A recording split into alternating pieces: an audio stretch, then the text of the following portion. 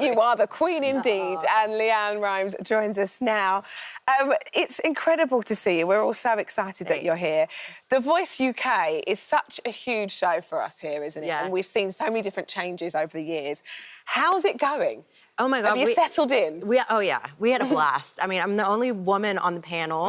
The boys were very kind. Yeah, we had the best time. We really did. I loved coming to work every day. Each and every one of them so sweet. And the talent on the show is insane. Yeah. Like, so good over here. I mean, you've been in this business for, it's like 30 years or something, isn't it? It's crazy. It must be a brilliant coach. 42 next week. Oh, no. So, and I signed my record deal when I was 11, so you do the math there. It's been around for a long time. You look incincredible. You've been using your SPF. Yes, I've been using my SPF. Yeah, you're a good advert for SPF, that's for sure. I always think about this with coaches on The Voice, because you see so many talented singers, and you know, the standard of The Voice is like up here, isn't it? It's incredible. What makes you turn? Oh, gosh. I mean, there's obviously what I love about the show is that, you know, in a world where everything's about image, like we're really going off of talent and the voice. And so, you know, it's really, for me, it's all about feeling. There's great singers that can hit notes. And yes, you want your singers to, you know, be able to have, you know, great facility with their voice. But there's an extra something when someone can give you the chills or make you cry, like to just the communication of what someone's singing is so important. Yeah. And that to me is where the magic happens. Oh, it's incredible. Is it fun being in those big seats? I love it. Is it fun? It's so very powerful. And I just press it all the time so I could spin. Right? I know. I was afraid I was going to get dizzy because they go quite fast.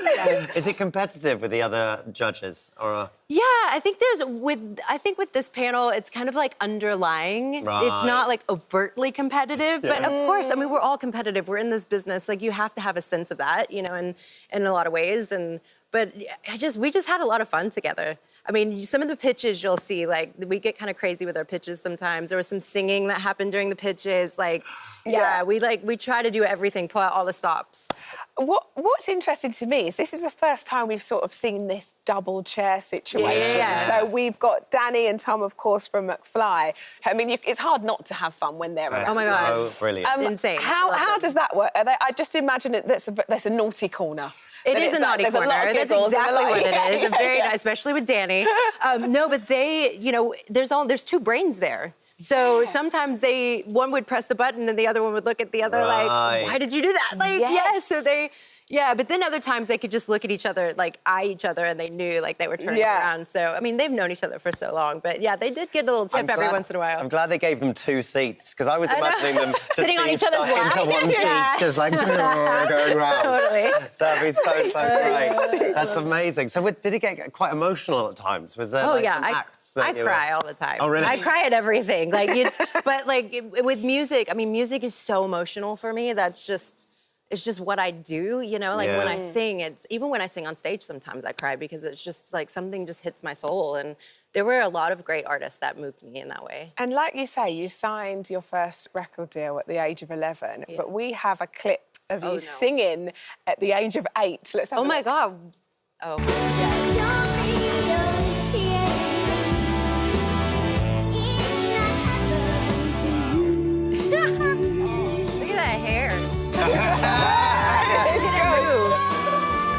Oh, the voice! Unbelievable. 8.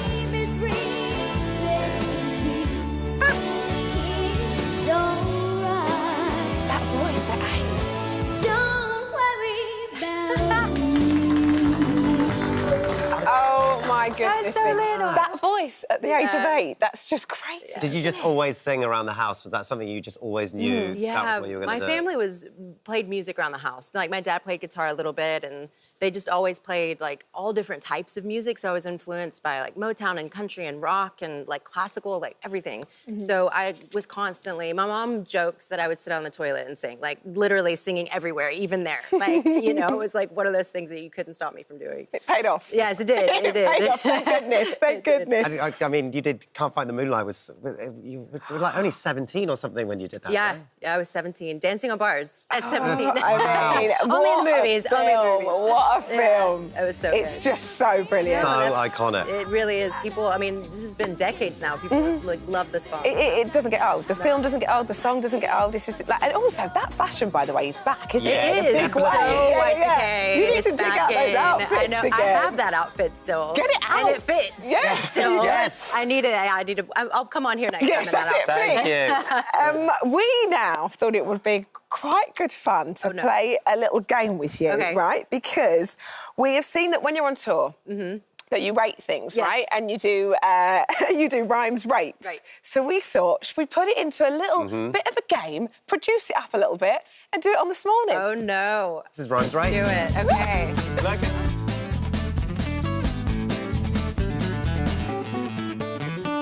I had a feeling that this might happen, so when I rate things, I have a mini mic. Oh my gosh. Oh, So I brought yes. mini mic. There you go. It's She's not in. plugged in, but we're gonna, There you go, Leanne Rhymes. What am I eating here? This is...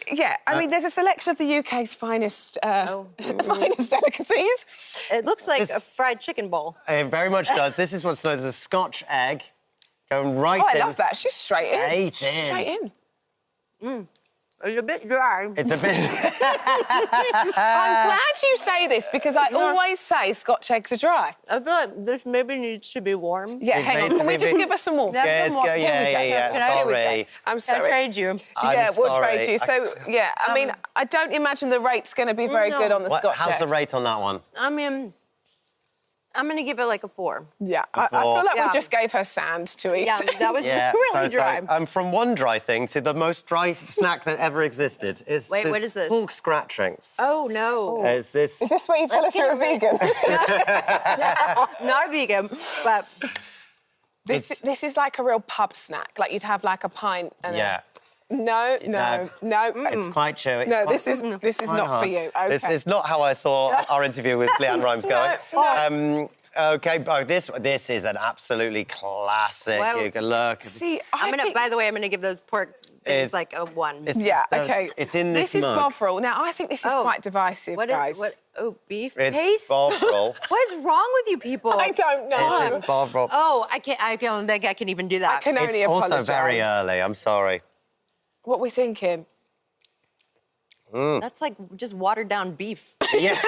I mean, It's basically what it is, right? that should be on I'm the sure advert. my face is looking lovely. Yeah, right yeah. now. Okay. That's not gonna. Should we do sweet treats? Yes, she wants thank This you. is the Give last me a one, chip Leanne. or something sweet. I promise this is Okay. nice. There you go. Okay. Yeah. This is a tea cake. It's Okay. a Scottish classic, this one. Oh, very nice.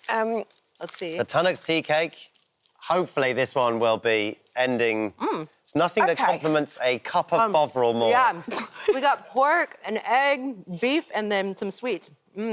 What we thinking? Okay, I'm gonna give this a 7. Okay, well, there we go. I love that. We finished well. I like the finished little strong. like cookie-ish thing at the bottom. Yes. Yes. Oh. Yes. Thank you for finishing It's- strong. And we should point out, you wouldn't normally do it in this order. Yes, no, I was gonna say that was quite the mix of things. quite the experience. Wow. Yes. Oh, I think we've blown our first time meeting the rhymes. That was good.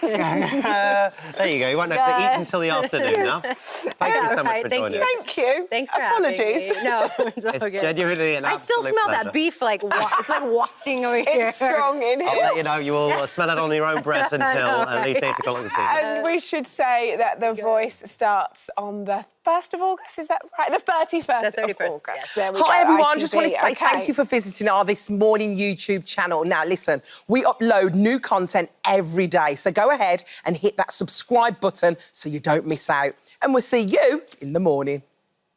The nation's tuned into him for 17 years, and for that, I know, that's how old you are, Greg. And the last 6 millions of people across the country have woken up each morning with Radio 1's Greg James. Yeah, but when breakfast is over and Greg heads home, he's recently been acting like a bit of a twit. Oh, you're not a twit. You're not a twit. No, I am a twit. You're all right. Okay. Absolutely true. That's because he's been hard at work bringing back to life. This is such an honour. Yeah. 2 of the world's most loved children's characters, Roald Dahl's The Twit. Greg, my mind is blown at this, especially the story of how this even come along. There is no way that you would ever believe that such a protected brand, let's say, like Roald Dahl or anything like that, would just go, yeah, go on. Arrested Greg. Well, yeah, what happened? Well, we were amazing, and they said, do you want to write a new adventure? Well, so I've been writing children's books with Chris Smith for about 8 years now. Yeah. We did the Kid Normal series, and we were due to release another one of our own books this year, but then this came along. The Roald Dahl Story Company, as you said, had an idea. They said, do you want to write a story with the Twits? We will allow you to do it. And we went, yep, absolutely. Why wouldn't you? Yeah, because, you know, Roald Dahl, Matilda, Danny Champion of the World, the Twits, they were the first books that I ever read as a kid. Got me into reading, and the stories are still incredible. The characters are still incredible. They're loved. But the original Twits was like nearly 40 years ago. It's a long so time. it is amazing. We didn't actually think about that while we were writing because you get overwhelmed. But we had such a great time writing a brand new adventure. It's not a retelling. This is a new story. We've added some new characters to it, but you've still got the disgusting, revolting Twits at the centre of it. Wow. So you've been, you know, had the responsibility of bringing in all these new characters. What are they like? So the idea is it's called The Twits Next Door. Yeah. And imagine the Twits have some new neighbours, and imagine you move in next door to the Twits. That's essentially the premise. So this family you can see behind me. Oh, these are all the illustrations from the book. Yeah, these are the amazing illustrations of Emily Jones. They're incredible. This whole thing has been such a joy to do. So the lovely family live next door. And we thought, what's the funniest thing? Let's put the loveliest, most saccharine family next door to these horrible, nasty Twits and see what happens. And can the lovely family ever think that anyone's not lovely? Because they look positively on the world. They think everything's joyful. They think everything's brilliant. But they face to face with the Twits. And also, the Twits hate anyone that's happy. They hate other people. They hate kids more than anything.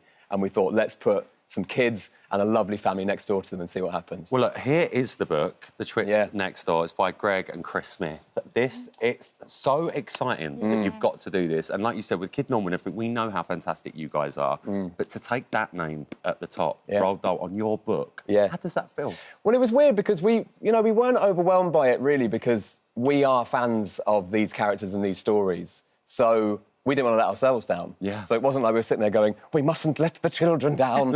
It was like, we know these characters really, really well. We know we can play with them, essentially, because they're so well known. Yeah. There's a shorthand already. People know about the disgusting beard. Yeah. They know about the hair and the flies around their head and stuff. So people know already about these characters. Where can we take them now? Yeah, and we added some new people into the mix, like the lovely family, and put some kids in it. We love writing young characters in our stories anyway. For kids as well. So Kid Normal was a group of kids, and all the other books we've done have been centred around a group of kids. So we're like, actually, maybe 2 kids in this story would be with fantastic. The Twits would be quite fun. We're in a bit of a setting here, Greg, where I've It's got to nice, say, this sofa's quite low for us. Yeah. It feels like we just want to do this. You look like you could be doing a little bedtime story for us. Got the voice for it. Would you like a little story? Yes. Yes, please. We would love a story. OK, this is your bedtime story. Thank you. OK, so we do the... oh, wow, we're getting... Yeah, babe, we got a bucket. It's bedtime, dear. What budget? Just turn the lights down. Yeah. So we also do these in audiobook. So Chris does the narration and I do all the voices. I put my drama degree to good use. Here we go. So here we go. There's a little bit of the book which features the 2 kids. This is Rough and Tumble. And basically their parents, the lovelies, don't believe the kids that these people are actually horrible and are playing pranks on them. So the kids decide to break into the Twits' house to get some evidence to show their mum and dad and go, look, these people are nasty. They are trying to get you out of the house. So here we go with a scene where Rough and Tumble, the 2 kids, are hiding in a wardrobe in Mr. and Mrs. Twit's house. The twins darted into the wardrobe and closed the door just as Mrs. Twit reached the top of the stairs. Unfortunately for Rough and Tumble, the wardrobe was exactly where Mrs. Twit was heading. She'd come upstairs to fetch a coat. But when she opened the wardrobe door, she was startled to find 2 very similar-looking children inside staring back at her. Mrs. Twit let out a long yowl like a scorched seagull and collapsed on the bedroom floor. Rough and Tumble, terrified, screamed right back at her. What is it? What's going on? Yelled Mr. Twit from downstairs, hearing the yelp and the thump. Demons! Screamed Mrs. Twit. There's demons in the wardrobe! Wardrobe demons! Mr. Twit rushed upstairs. They're not demons, you daft wash basin! he snarled, peeking nervously round the bedroom door. "It's worse than that. It's children!" Yelled Mrs. Twit in disgust, fumbling for her thwacking stick. The twins, desperate to escape from this foul couple, leaped out of the wardrobe and darted under the closest bed. "Poke 'em out!" urged Mrs. Twit, and she got down on her tummy, thrusting her stick beneath the bed like a snooker cue. "We'll catch 'em and bake 'em into a lovely pie." Oh my amazing. God! That was Good night.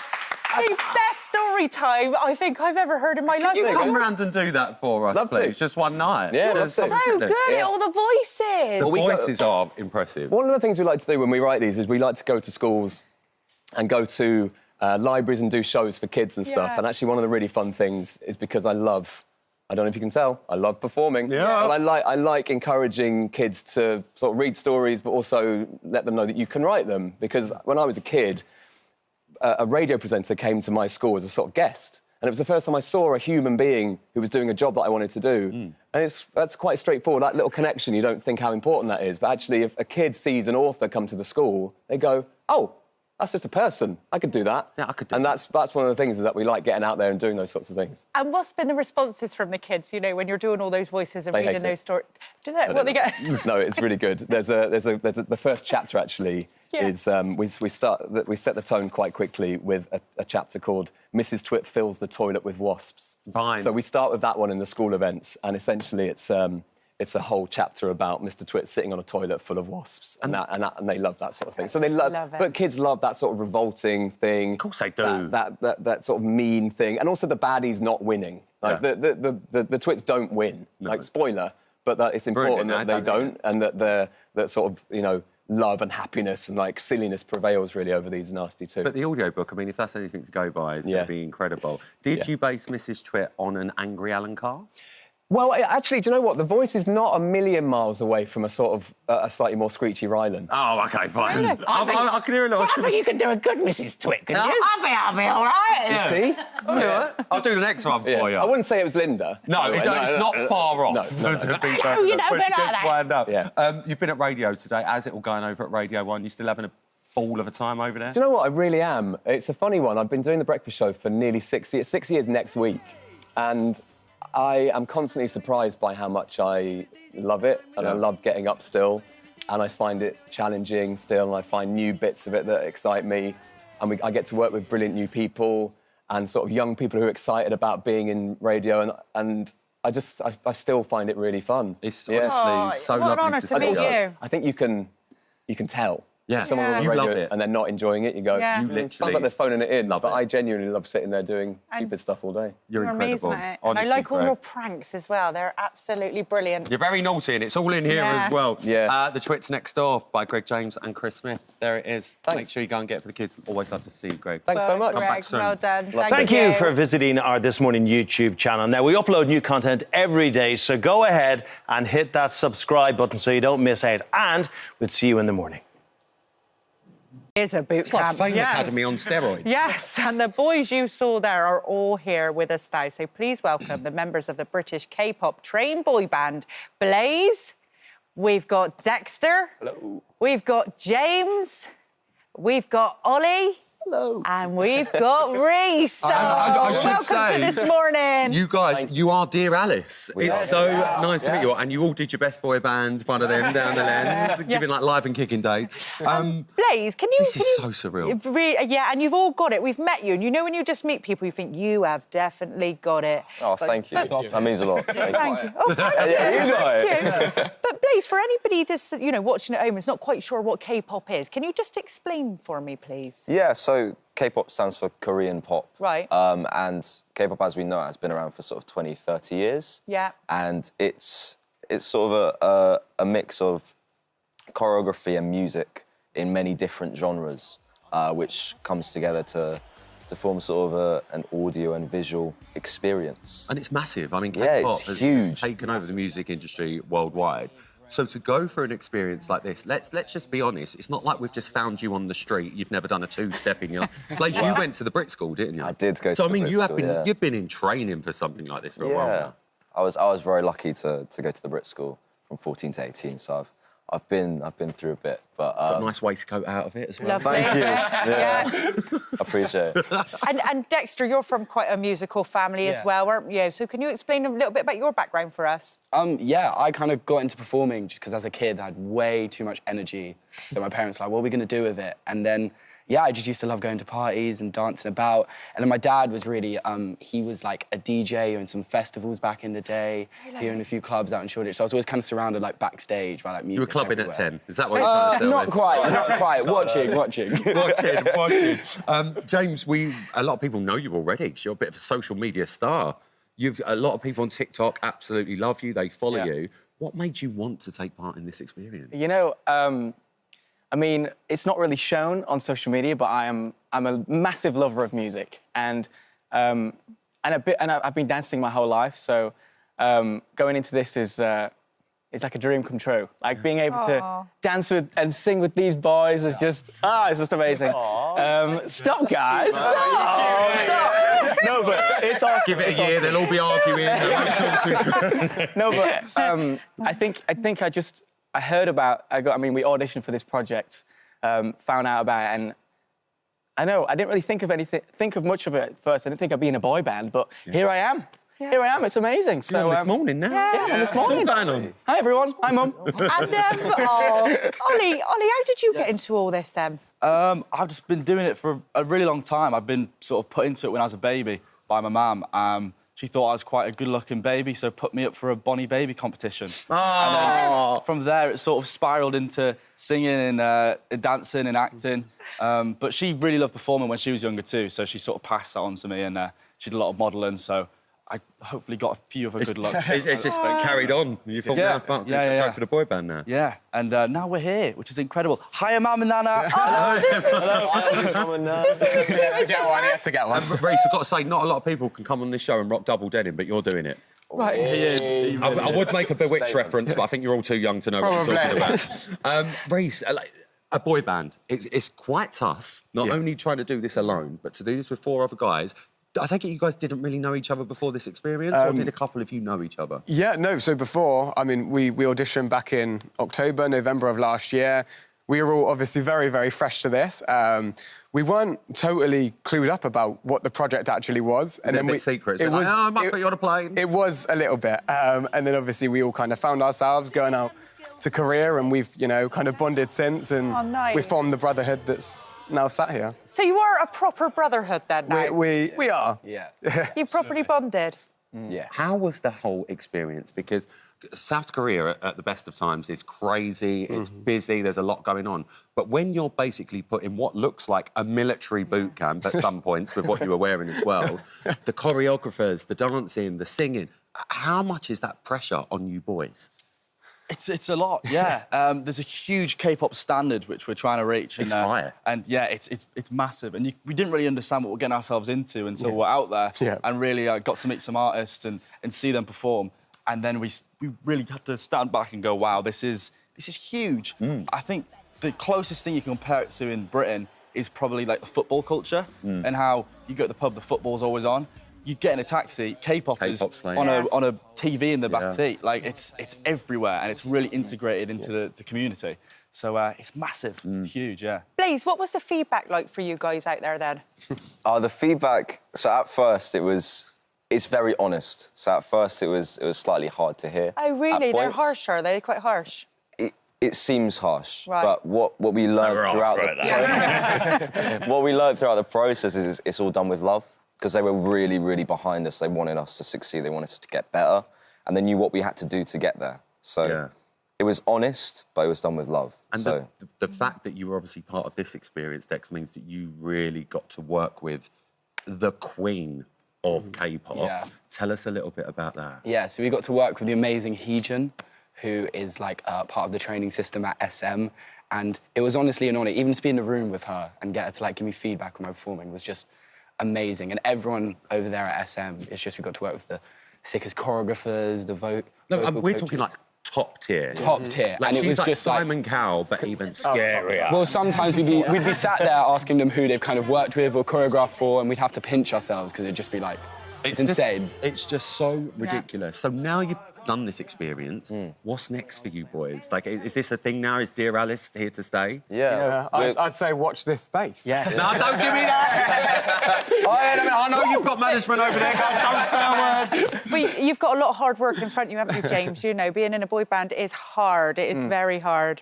Yeah, I mean, we're training. We're training very hard, and we're, you know, bonding and staying strong as a team. And I think, I mean, hard work is going to pay off, hopefully. Fingers crossed. Wow. We are genuinely so thrilled to meet you five. Yeah. And just remember, when you are the biggest boy band in the world, remember how lovely we were to you. Yeah. Of course. And we want tickets for every show. Yes. We want to bring the family. We want to be on that jet as well. Yeah. All right? Boys, congratulations. I hope it goes fantastic for you. Made in Korea, the K-pop experience starts on BBC One and iPlayer at 5:15 on Saturday. Good luck, boys. Stay strong, boys. Stay strong. Thank you for visiting our This Morning YouTube channel. We upload new content every day, so go ahead, hit that subscribe button. You don't want to miss out, and we'll see you in the morning. We're having a love-in. It's been too long since we've seen each other. What's going on in 30 seconds?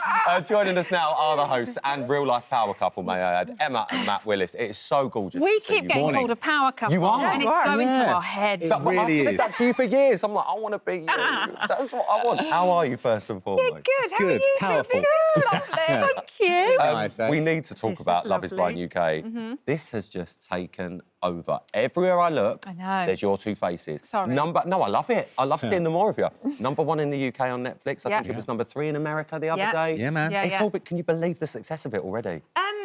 Yes, in a way, yes, because it's huge around the world. The American one is massive and it's popping up in every country now. So we had every hope that it would be, but you always have that element of fear that yours is the one that's going to be the flop. we felt some pressure. Yeah, we did feel pressure. Yeah. And it's just been so well received and it's been brilliant, hasn't it? I mean, we had to wait a year to watch it as well. Yeah. So we only watched it in recently. advance. So we waited a whole year and we're like, why aren't they showing us anything? Yeah. Is it bad? Because it's rubbish. It's because it's rubbish. But when we watched it, we're like, oh, this is wicked. This is brilliant. I'm like you are a big brother. I am with Love is Blind. I've watched the American series. I've watched the South American series, the Brazilian series. I tried to watch the Japanese series, but the subtitles were a bit off for me. But I could... The Mexican series is meant to be fantastic. Is it? It is. Apparently, yeah, I keep hearing that. Yeah. Not as good as the UK one, No, though. it's good as the UK. Sorry, not as good as the Absolutely. UK one. But it is lovely to have a dating show because we are living in a dating world that's so soulless now. It's like swipe, swipe. My finger hurts. Yeah. I mean, we've talked about this many times. We have. Every time we see each other, to be honest. And this show explores those real connections because, you know, they don't come along very often. Yeah. And when you find them, you've got to work at them, but when you find them, is a beautiful thing. Yeah. When we heard about the concept, we were like, this is bonkers. How can you fall for someone that you've never seen? Because the way somebody looks obviously plays a massive part in it. And as you said, the dating culture now is literally like pictures of a person and that's kind of it. And we should say, for anyone who's not seen it, they start off in these pods yes, where they can't see each other. Start off in pods, you can't see each other. And what we're hoping is that they will make a connection based purely, as we say in the show, on who they are on the inside. And then, obviously, there comes a point where hopefully they fall in love. If they fall in love, they propose, and only if they propose do they meet each other. Which happens in 2 weeks. Which happened... Yeah. But as OK, I always go back to Big Brother with this, like, because everyone says, yeah, but that can't happen in 2 weeks. Yeah. But in the house, when you were in there for 2 weeks, you felt like you'd known people for a lifetime, right? Yeah. So that time period is intensified because they date consistently from morning to night. So it starts with speed dating of everybody, then they pick their favourites and they just date a couple of people the whole time. Yeah. So you've got 15 contestants that start off, and what's the success rate? What have you got? Have you got about 6 couples that are actually into each other? Or what? I think we had quite a few proposals. Yeah, there's quite a few. But then, obviously, you have to go, who do we really believe is going to go the distance? Right. Yeah. You know, so we follow, like, I can see you biting your lip. I know you too well. What can I say? What can I say? So today, the next 5 episodes have dropped. So today, it is today, isn't it? I don't know what day it is. It is today. Today, episodes 5 to 9 have dropped. So if you haven't seen the first 4, they're on Netflix already, which I'm sure you guys have seen it. Yeah. So that's the pods and then the meetings. And then the episodes that have come out today, that's when they go to the retreat where they finally get to spend some time together. However, there's a little bit of a twist in the tale with Love is Blind because you're in these pods and let's, for argument's sake, say I'm talking to you, Em, at first and I'm like, yeah, I get on really well to her. I think I'm going to propose to her. Then I start speaking to Matt and I'm like, actually... I know you're going to go with You know I'm going for Matt, let's be honest. But then I start speaking to Matt and I think, right, I'm going to propose to Matt. We make a match. We all go to the retreat, but so do the other couples. Yeah. So at the retreat, I could be with Matt, but the first time I physically see you in real life is at the retreat. So I could potentially have my head turned whilst I'm there, thinking I've made the wrong choice. So once they get to the retreats, they have a mixer where they all meet. Like a little cocktail party. Yeah, but only the couples who have proposed. They're the only people on the retreats. Then they go back to the UK and they move in together and they meet each other's friends and families, which is also what has dropped today. Which is a huge moment. Which is a massive, massive moment. But there's also a mixer in the UK as well, where they will bring back other people who may not have coupled with anybody. The pod squad. The pod squads will come back. It's obsessive. So then you'll meet everybody that you've dated. Yeah. Oh, Could you imagine the list? It's like Crime Watch. All the headshots for me. That's what it feel like. And then the next 2 episodes that come out, they are the hopeful weddings. Right, OK. And then when you've watched, you know, from the beginning to the end, it's like watching a proper love story, you know, when they make it all the way through. How does it feel, you know, when they've met each other, they've found that special connection. How does it feel when you see the couple that make that happen? I mean, we wanted so badly to be at the weddings. Like, we asked so much, but we weren't allowed. Never. Yeah, we weren't allowed. They were like, no. They were like, no, you can't go. We're like, why? Because we would've went. just wanted to be more involved, full stop, because we're like that, right? Yeah. People watching Love, want to know what's happening. But the minute it feels like a TV show, you kind of break in the love bubble and you want them to be in that to see if, like, the experiment works, really. So we turn up and it's like cameras, hello, welcome TV to the world of telly. Yeah. Honestly, it's addictive. And as you said, obviously, episodes 5 to 9 have dropped today on Netflix as well. You can see 1 to 4. Catch up on it all now. And we're about to film the reunion. You're about to do the reunion. I know. So you go away now to the reunion. I know you can't say anything about that. So I'm not going to ask you, because I know you will put your foot in it. But Matt, I've got to... You will. Matt, I've got to ask you. Ask me, because I'll put my foot in it. Yeah, it's fine. Yeah. I've worked with your lovely wife for many a year. She puts her foot in it. She was my telly wife, who I adore. What is it like working with your real wife on the show? I mean, I love it. I love it so much. We haven't worked together since 2008. Yeah. Is that right? We did the spin-off to I'm a Celebrity for a couple of years, and then we haven't done anything since. And then we always said we would if the right thing came up. And then we watched Love is Blind. We're like, oh, this makes perfect sense.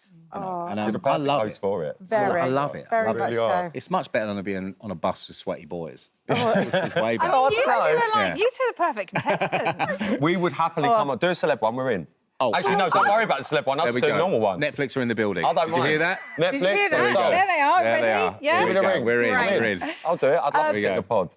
I'm so glad that the UK version is here, and I'm so glad that you two are the hosts. I cannot wait to binge watch this. Yeah. It is a brilliant show, so well done, you guys. Thank you so much. I'm so glad we love success, because you deserve it. Nicest couple in telly. You really are. We love you. Good luck with the rest of the series. Thank you for visiting our This Morning YouTube channel. Now, we upload new content every day, so go ahead and hit that subscribe button so you don't miss out. And we'll see you in the morning.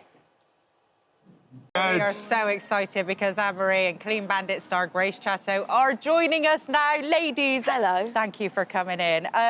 What an incredible song. And you last worked together in 2016, which was a massive, massive hit. So we are so happy. That shocked you how long ago it was, I was only 12. Yeah, of course you were. Of course you were. But this song came out, there was so much demand for it, because you kept teasing it on your tour, didn't you? Yeah. And there was so much demand for it from your fans online that you just had to release it. I did, yeah. People already knew the lyrics. Yeah, on your second show, they knew the lyrics already. It was cool. I love doing that, though. I love testing songs in the live show, because then you can actually see if people... Because you're a tease. Yeah, I'm a tease. You're a bit of a tease, I know you are. Grace, it's so lovely to have you on as well. There is something about a Clean Bandit song that is so Clean Bandit, it's ridiculous. I can hear a Clean Bandit song 100%. A mile off. Why on earth has it taken you guys so long to get back together? Well, Don't blame me. Is it you? She's a busy lady. No, I don't know. You know what? I think sometimes when you work with someone, you think, right, done it. Now, and then you don't think about working with them again. But then I thought, I've took some time off, and I thought the most perfect collaboration is people that I've worked with before. Yeah. Clean Bandit, You know it David worked. Guetta, and so we're back. What was that like, working with David Guetta? Oh, no, you're right. He's so lovely. He's one of my favourite people. Yeah, he's brilliant. This will be my third song I've done with him Oh now. my gosh. Yeah. This is our first. This is your first with David Yeah, Guetta? he's just got this aura about him, hasn't he? It's like he's magic. Yeah. Yeah. The wizard. It is. The wizard. The maestro wizard. And there is a big meaning behind this song, isn't it? What was the song about, Anne-Marie? Because there's quite a story behind it in there. Well, I like writing songs about ex-boyfriends. They're mostly angry. But this one, it feels like, you know when you want someone to want you so bad when you're together, and then they don't give you enough, and then you leave, and then they finally come back after you've Too late. said see you later. Too late. And it's too late. And I think that's what this song's about, and it's just so satisfying. Oh, they never want me back. I've never had that. Oh, no. I'll have you. Oh, thanks, Chris. Not a pity party. Do you know what, though? What I love as well, we're just seeing the video now playing behind us as well. Grace, you guys produced the video as well, didn't you? This Yeah. time? We loved it, and I love the fact that Francis Bourgeois is in the video. Yeah. Oh my I love God. him so much. He's So did you brilliant. just get in touch and be like, do you want to come and get in the video? We're doing it on a train. Well, we got in touch actually to talk to him, to kind of consult with him about how we should make the train look, because we built the train. Actually, my dad built the I'm sorry, interior right. of the train. Your dad built the train? Yeah.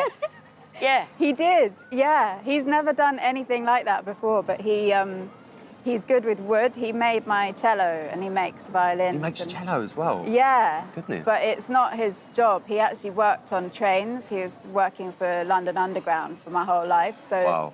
Jack, my bandmate who directed the video, he was like, trains, wood, your dad. Your dad's going to have to build us a train. He has to do it. So we asked him and he had no idea what he was getting into. But It is beautiful. Well, we love the song. We love the song. How lovely is that? So you've got your dad in the music video. You've got Francis Bourgeois in the music video together. So did they all meet then? They all met, yeah, and my dad wasn't supposed to be in it. He was supposed to be just building, but on the day we were like, can you just sit here? 'Cause We need to fill these seats now. He was like, okay. And because you were in a band with your dad before, weren't you? I still am, yeah. Oh, nice. Yeah. It's what does called he- the Massive Violins. Oh, amazing. It's 7 cellos, and we do like covers of pop and rock. And Wow. Loads of You songs. fascinate me. Like, genuinely. That's You brilliant. literally fascinate me. We love the fact that you guys have got back together. And also, Anne-Marie, we can't have you here without talking about Glastonbury. Yeah. That set was incredible. I know. Seeing your face. I know. It was brilliant. Seeing I loved your it. face. I remember we first met. I think your very first TV appearance was on my show, I think. Was it? It was on Up Late with Rylan years yeah. ago. That was your Wow. first TV appearance. And seeing you now at Glastonbury, but just owning it. You just Yeah. command that stage. What does it feel like for that girl that was like, I'd love to do that one day, and now you're up on that stage? I never would have believed it.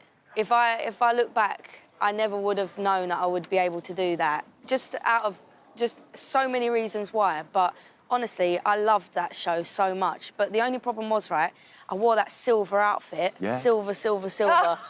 And, oh, that's a funny picture. You and your cake. And I come off stage, yeah, and my sound guy went, your outfit was reflecting the sun so much it was like messing with the radio input of your microphone. So What's he it was made like, out of? Foil? well, yeah. But they were like, it was messing with the thing, and they were like, we didn't even know if your voice was coming out on the microphone, but luckily it was. Your voice, when you sang Cry Baby, we were watching it, we were in Mexico, and we were tuning in online, and Jack was just so, he was like, the voice, it sounded incredible. Yeah, So I honestly, don't we think love the the rest song. We really, really got do. in We the love Good. the fact that you guys are back together. We Grace, love I've got it. to ask you, who's the next duet? Is it me? Can you do an audition now? Yes, I can if you want. Unfortunately, we've got to go to the weather, Grace. I'm so sorry. I'm so sorry. But no, honestly, guys, we are so thrilled that you guys are back together. Me too. Anne-Marie, what's next for you? Oh, touring. Touring? More shows, more music. I'm just, getting back in the swing of it now. So, yeah, more songs. More songs for you. And Grace, what about the band? What's happening? Well, we've got more songs. Our next song is like much faster. It's like trance tempo. I'm in. So it's, I'm sold. I think Just give me you'll the like poll. it. Drop me an Instagram DM. And well, proper all me. yeah, well done on all those billions of views. You girls have smashed it. Absolutely smashed it. Lovely to see you both. Thank you so much for coming in. Thank you for visiting our This Morning YouTube channel. Now, we upload new content every day, so go ahead and hit that subscribe button so you don't miss out. And we'll see you in the morning. In children's film I've ever seen in my life. I got chills myself, I'm going to admit it. I'm going to do it again. Terry Hatcher's here, everyone. Terry Hatcher.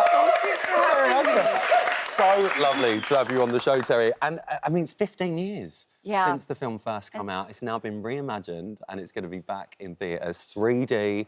Everyone's got the glasses on, having a lovely time. Are you excited for it to come back? Oh, I'm really excited and honored too. You know, this was Laika's first stop-motion animated film, and to see that it has resonated for such a long time, that it's still relevant, I think it's because it's just this classic fairy tale of, you know, you want something that you don't have, you seek the thing that you think is going to be better, and then you find out in the end that it's not. And I think everyone can relate to that.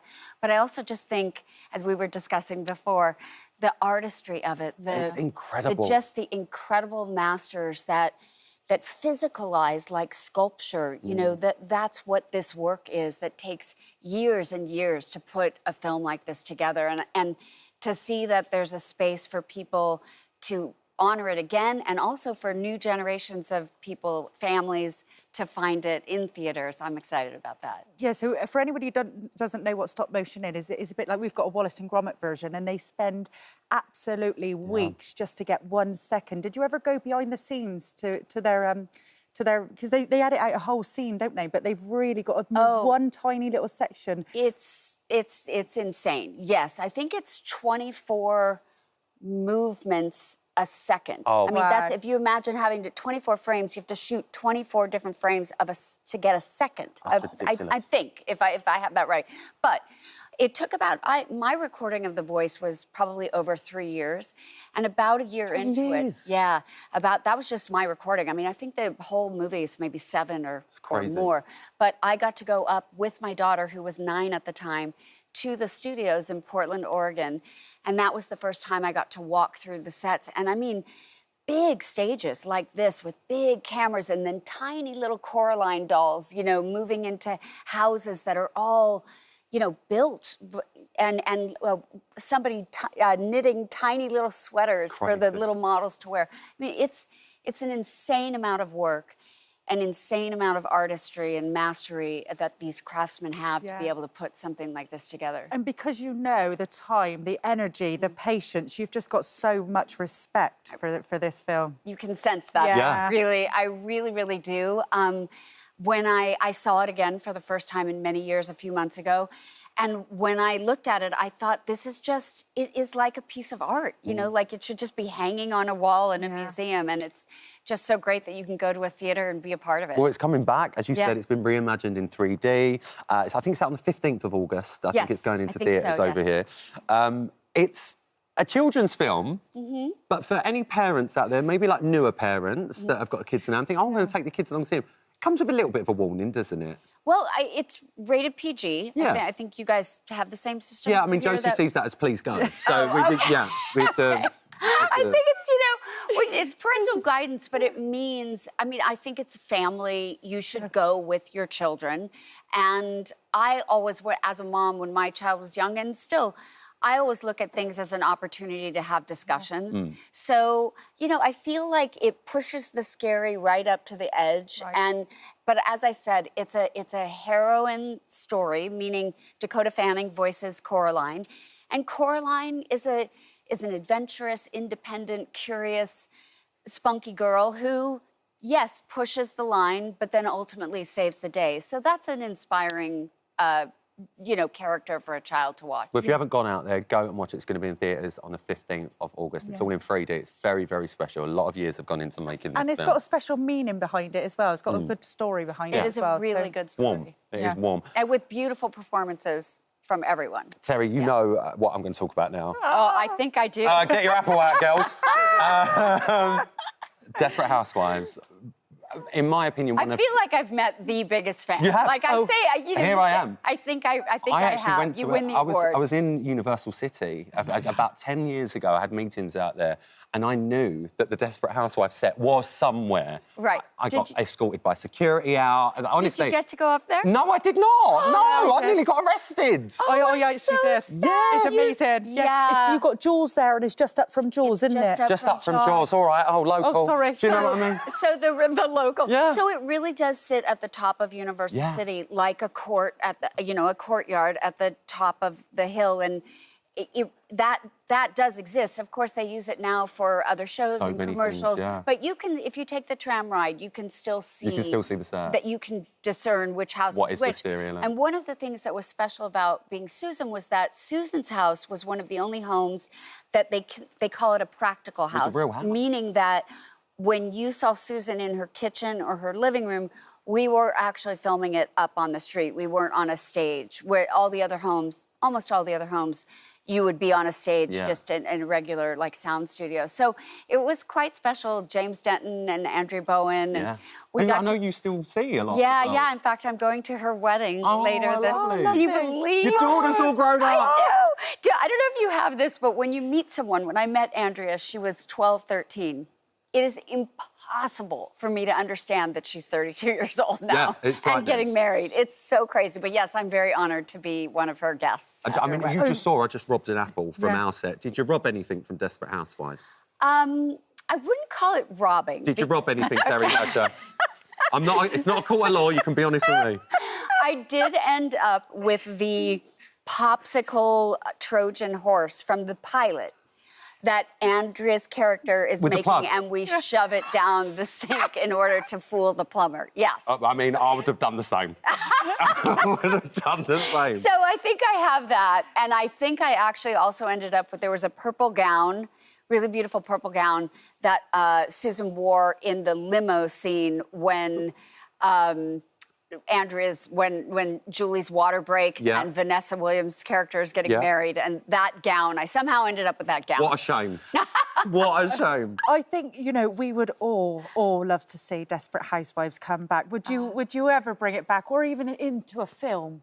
Oh gosh, it's just not in my hands. But it's really not in my hands. But I do recognize that would be an amazing thing for the fans. I mean, which is why James Denton and I a couple of times have had the opportunity to do like a Hallmark Christmas movie together or something. And I think both of us felt like because he, spoiler alert, 20 years later was killed. I'm still not over it. I feel like we thought that was the best gesture we could have for the fans, was to sort of have... You two married again elsewhere. Yeah. Absolutely. Well, look, we would love to see it. Yeah. So I've got all my apples crossed that it could happen sometime. Well, I'm ready to sign as many as you want. Please do. We've got a line of apples waiting for you, Terry Hatcher. There's something that we share in common, Terry Hatcher. We've both been kicked off Hinge. Really? Yes. People thinking we're catfishes. Oh, yeah. So tell me about this. So obviously, the world of dating, especially when you're someone who people recognise, it can be quite difficult. But you go on the apps, but you got kicked off because someone thought you were a catfish. Yeah, I mean, I'm not on apps anymore. I'm not. You're over it now. I just feel like that's not going to be how it works for me. But the reason I tried in the first place is because I was sort of saying to the universe, I'm open, and I felt like even if it doesn't work, I'm doing a gesture of vulnerability in order to try this. And so that was kind of my emotional spirit when I went on Hinge. And I don't know if people know this, and I don't know if this is how it happens to you, but when you get kicked off, it's not like you get an email or a phone call or a questionnaire. Like you just go on, and you're blocked. Yeah. You're Says this device can no longer use Hinge. Yeah, I was like, sorry, what have I done? What? Yeah, right, exactly. And so the only recourse I had, there's no customer service, there's nothing. No. So at the time, I was still on Twitter, which I'm not anymore, but at the time, I went on Twitter and was like, hey, Hinge, not sure what happened, that you took my money but kicked me off the app. I don't know what I did. I was fuming. I had to send me passport somewhere to put me back on. So they got back to me, and then they very graciously were like, of course, we thought you you still thought had you no were luck, to pretending be to honest. be you or whatever. Yeah, I never did. Matthew Perry got kicked off. Yeah, of he got kicked off as well. So he and I kept in touch periodically after I got to work with him on The Odd Couple of years ago, and that was very funny. We would kind of check in like once or twice a year, that kind of text sort of relationship. And when I tweeted, he immediately tweeted me. He said, I got kicked off of Hinge too. What the hell are both of us doing on Hinge anyway? And I thought, you're right. I'm done. Terry, we absolutely adore you. Yeah. It's such a Oh, pleasure to have thank you on you the so show. We didn't much. even speak about the New Adventures of Superman, but there's so much we could talk to you. Please come back again soon and see us. I will. Thank you for having me. It's been such a pleasure. It really, You've really given us has. so many iconic roles. Thank you so much. Thank you for visiting our This Morning YouTube channel. We upload new content every day, so go ahead, hit that subscribe button. You don't want to miss out, and we'll see you in the morning. It looks incredible. Part 1 of Emily in Paris. Series 4 is available to stream on Netflix from next Thursday, the 15th of August. And Lucian is here with us now to tell us more. Do you know what? It's so lovely to have you on our sofa. I mean, you've hit the big time. This is huge. But it has been a long old career for you, hasn't it? I feel like you've been in this industry forever. It's been a second, and I've enjoyed every minute of it. And I just feel so thankful to be able to do what I love and to continue to do it and hopefully continue to do it a little bit longer. A bit too handsome for my liking, to be honest. For Friday, you know. Yeah, oh my word! Because I'll be embarrassing. My daughter's like, he's not on the sofa today because they love Emily and. Oh, Muzi, I'm just giving you a shout out, Muzi. How's it going, girl? Okay. Sorry, I did okay, that. like I I'm did a that. protective dad. That's amazing. Muzi No will worries. absolutely love that because they love Emily in Paris. It's just so much fun, isn't it? Super sweet. Honestly, and we get to shoot in Paris, everything about it. And I came in second season, so it was a little bit of that coming to, it's like the new kid at school kind of vibe, but kind of got welcomed with open arms. And season 4 is just, we're in it, we're doing it, we live in it, and yeah, it's a magical show to be part of. And can we just talk about your character, because she's, you know, he's really caught Emily's eye. I mean, Emily, she's a bit of a naughty girl, actually. She's caught quite a few people's eyes. You said it, not me. Sorry. You said it, not me. Sorry. Can we just talk a little bit about your character? And is Emily going to get back with you, or what is going on? Listen, I think I'm definitely Team Alfie at this point, but I think I think Emily's got some serious decisions to make coming off the back of season 3. There's a third guy. There's a third guy comes into it, I believe. I'm not too sure. I've got producers looking at me. We won't say anything else. But yeah. But Alfie is, like, you know, he is terribly in love with her. He's a good guy, isn't he? He's a good guy. I think Alfie wears his heart on his sleeve. And, yeah, I think he wants the best for Emily in the end. And this season sees him being a little bit more selfless in that and putting Emily first, well, putting other people's feelings first and ahead of his own. It happens a lot in the sofa, but I expected you to sound like him. Oh, no, I'm Burnley. I feel like I let people down when I talk to them. I'm like, hiya, mate, you all right? And they're like, nah, it can't be him. It can't be him. Give us a bit of Alfie. Give us a bit of Alfie. Can you click straight into Alfie London? How's it going? All right, Cooper. Oh, look. Yeah, we dropped that. That's just done something to me there. Wow. So how's filming? Can we get Buddy in here to read Josie's mind? No, I wouldn't. Right. Sorry. See, the Burnley just doesn't have the same effect. Yeah, it does. But that was something else. Yeah. So, I mean, you got the role really quickly. You know, with all these big parts normally take a long time, but not you. It was bizarre. I was in New York at the time, and I got a call from my manager, and she was just like, "Drop everything you're doing. Darren Star wants to see you tape Emily in Paris." So I was like, OK, who do I have to help me tape? So I called a friend of mine. Bless her, she was getting her nails done. I don't know what it is when you have the tin foil on your nails. Anyway, so she comes running into this apartment. Yeah, right, OK. So she comes running in the apartment. We threw up this camera. I think had about 12, 13 pages of dialogue. I have no idea how I got through it. And we sent the tape off. And about an hour later, we got a phone call saying, Darren and Lily want to Zoom with you tomorrow. And I was like, right, OK. And we had this chat on Zoom. And Lily, bless, it was a Friday. She'd done a whole week at work. She'd done a full day. And she was on this call, just fresh as a daisy, just willing to have this chat. And we spoke for 45 minutes. I have no idea what we spoke about because I was just constantly thinking about my lines, not messing it up kind of thing. And then that was it. The chat was ended. I was like, you don't want me to read? And I was like, no, it's fine. Did you do the chat in Burnley or in London? No, I did it in Burnley as well. I was like, hey, mate, you all right? How's it going, Cock? You good, mate? And then, yeah, I got a phone call saying, you're flying out to Paris on Monday. And then that was it. And I was only supposed to do 2 episodes. So that's Lily Collins, who plays Emily. Yeah. Is your dad Phil Collins? Her dad is Phil Collins. Oh, my... Yeah, I thought that. Yeah. I'm sorry, getting all... No, it's amazing. And she's so lovely. And she's honestly so professional and welcoming. And everything you'd want to expect from a leading lady in a show like that. And just the time she has for everyone on set is truly wonderful. Also, Lucian, the city. Is the star of the show. And it's one that, I think it's why it appeals to so many people. The backdrops are just beautiful. It's all shot in Paris. It's all shot in Paris. I think there's one green screen shot, which is me and Lily in a hot air balloon. But we're living in Paris. We're all kind of, just walking on these sets. It's kind of crazy. I think one of my first scenes I shot was on a bateau mouche, and that's a boat going down the Seine, just fancy word for it. And like you have the Eiffel Tower lighting up, and it's just magical. It's a true summer romance. I feel like I've got with Paris. I'm not there long enough to smell or feel the cracks, but it's magical, and it's given me so much. That's it. So you've been juggling filming Emily in Paris, as well as you had to jet off and film the Shakira. We cannot have you here without talking that Shakira music video. You were like half horse, half man. It really was. Then she shot you down. Then she came to your rescue, dabbed all your chest. I mean, you saw the video. Shakira.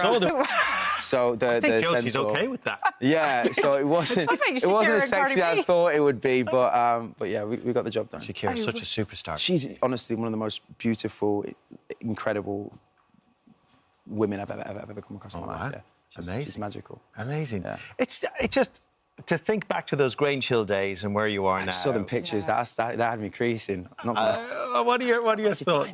What are your thoughts when you think back to that? Gosh, I just feel honestly just so thankful. Like, it's kind of weird. My life is kind of dictated by a 10-year-old kid's dream, you know. And I think if anyone kind of asked a 10-year-old what should I do with my life, you'd be like, nah, that's crazy. But yeah, I'm living that kid's dream every day. Didn't David Beckham have a little part to play in your career as well? He did, yeah. I got scouted to do this job when I think it was about 10 years old. I was in Manchester window shopping with my mum, and we got scouted to do this Marks and Spencer's campaign, and with David Beckham. And them pictures are so old. Wow, hanging in there in the end. And then he had. I was a bit cheeky and a bit naughty, and he had an assistant call an acting school in Manchester. And I went to a couple of classes, and that's how it all started, really. He saw it in you. He saw it in you. I guess, yeah, which is so... Do you know David Beckham? Oh, cheers, well, mate. cheers, Bex, because we've got him now. Do you know what? It's so lovely to see you do so well. You're so grounded, you know. You've really, really hit the big time, and it couldn't have happened to a nicer bloke, so well done you. I've only just noticed those wonderful biceps. I really don't like them. Oh, you only just noticed? I mean, oh, my word. All right, well, thank you so much for you guys. Going and continued success. Thank you for visiting our This Morning YouTube channel. We upload new content every day, so go ahead, hit that subscribe button. You don't want to miss out, and we'll see you in the morning. Layla joins us now, and you're enjoying those clips as much as we I'm were. looking at Eve's little face. Bless her. I mean, we talk about Love Island bombshells. That's a proper bombshell arrived in Albert Square. Yeah. Just chaos-causing arrival. Of course, drama wherever I go. What was it like, you know, going to Albert Square? What was your first day like? Because it's huge. It's absolutely massive, and it's been a big part of your life for a very long time, hasn't it? Well, I'm an EastEnder, so I remember the first scene in EastEnders. I remember, like, Dr. Legg going into like a basement apartment or something and finding a dead body. I remember that. And then I used to live next to a place called Arbor Square, so I thought that's where it was. So I'd go, Mummy, please, let's buy a house there so we can be on EastEnders. So EastEnders is like such a big thing for me, and it's always been on my bucket list. And when you go to the set, if you're looking to go and visit, I visited like 15 years ago, every corner, every doorway is an iconic place where something dramatic and brilliant has happened. It's the most... I was a bit overwhelmed. I remember I was doing a scene on the square, and I knew we were going to be on the square, but you have these little sort of golf buggies that take you onto set. And as we drove in and we parked, I was like, we're in the square. And he said, yeah, you know... I said, you know, you should have told me. I need to sort of prepare myself for this, because it does. It's just... The Queen Vic, everything, the Chippy, everything. It's iconic. It is. Really? It is, and you've exploded onto the square, and it's watched by so many people. What's the reaction been like? I know it's only a short amount of time, but what has the reaction been like so far? It's so weird, because I've done films with, like, big names. I remember I did a film with Heath Ledger. I auditioned with Hugh Jackman for Wolverine.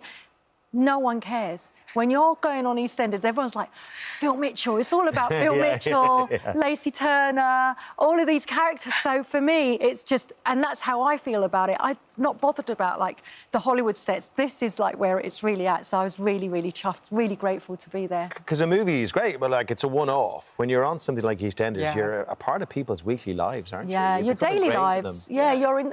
Well, like you guys, you know, you're on their screens every day. So people are actually... It's taken just 1 week for people to call me Aisha. Amber's well forgotten. She's gone now. Hilarious. Well, finished. Let's talk about Aisha, because, you know, she's no sitting duck, is she? She's very... Oh, look. Oh, there it is. That's the Amber, sorry. Blood ran cold, right there. Blood ran cold. Let's talk about your character. Was it lovely taking on a character like that? Yeah, I think she's... You know, the thing is with Aisha, she's smart, she's intelligent, she's independent, and she's really kind as well. But the thing is, EastEnders is much like Footballers' Wives.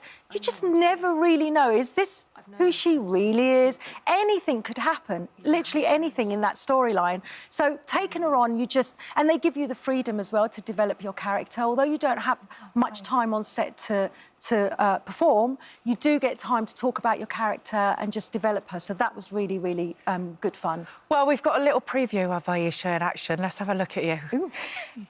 So where have you been? I kept in a mate's spare room. Oh, Because I was thinking all sorts. Oh, well. At least you weren't on your own. Looks like you've been well comforted. I think that's my cue to leave. Oh, you think? Don't, Eve. Do you want to maybe check upstairs, see if there's anything you've forgotten? I came here to check on my friend.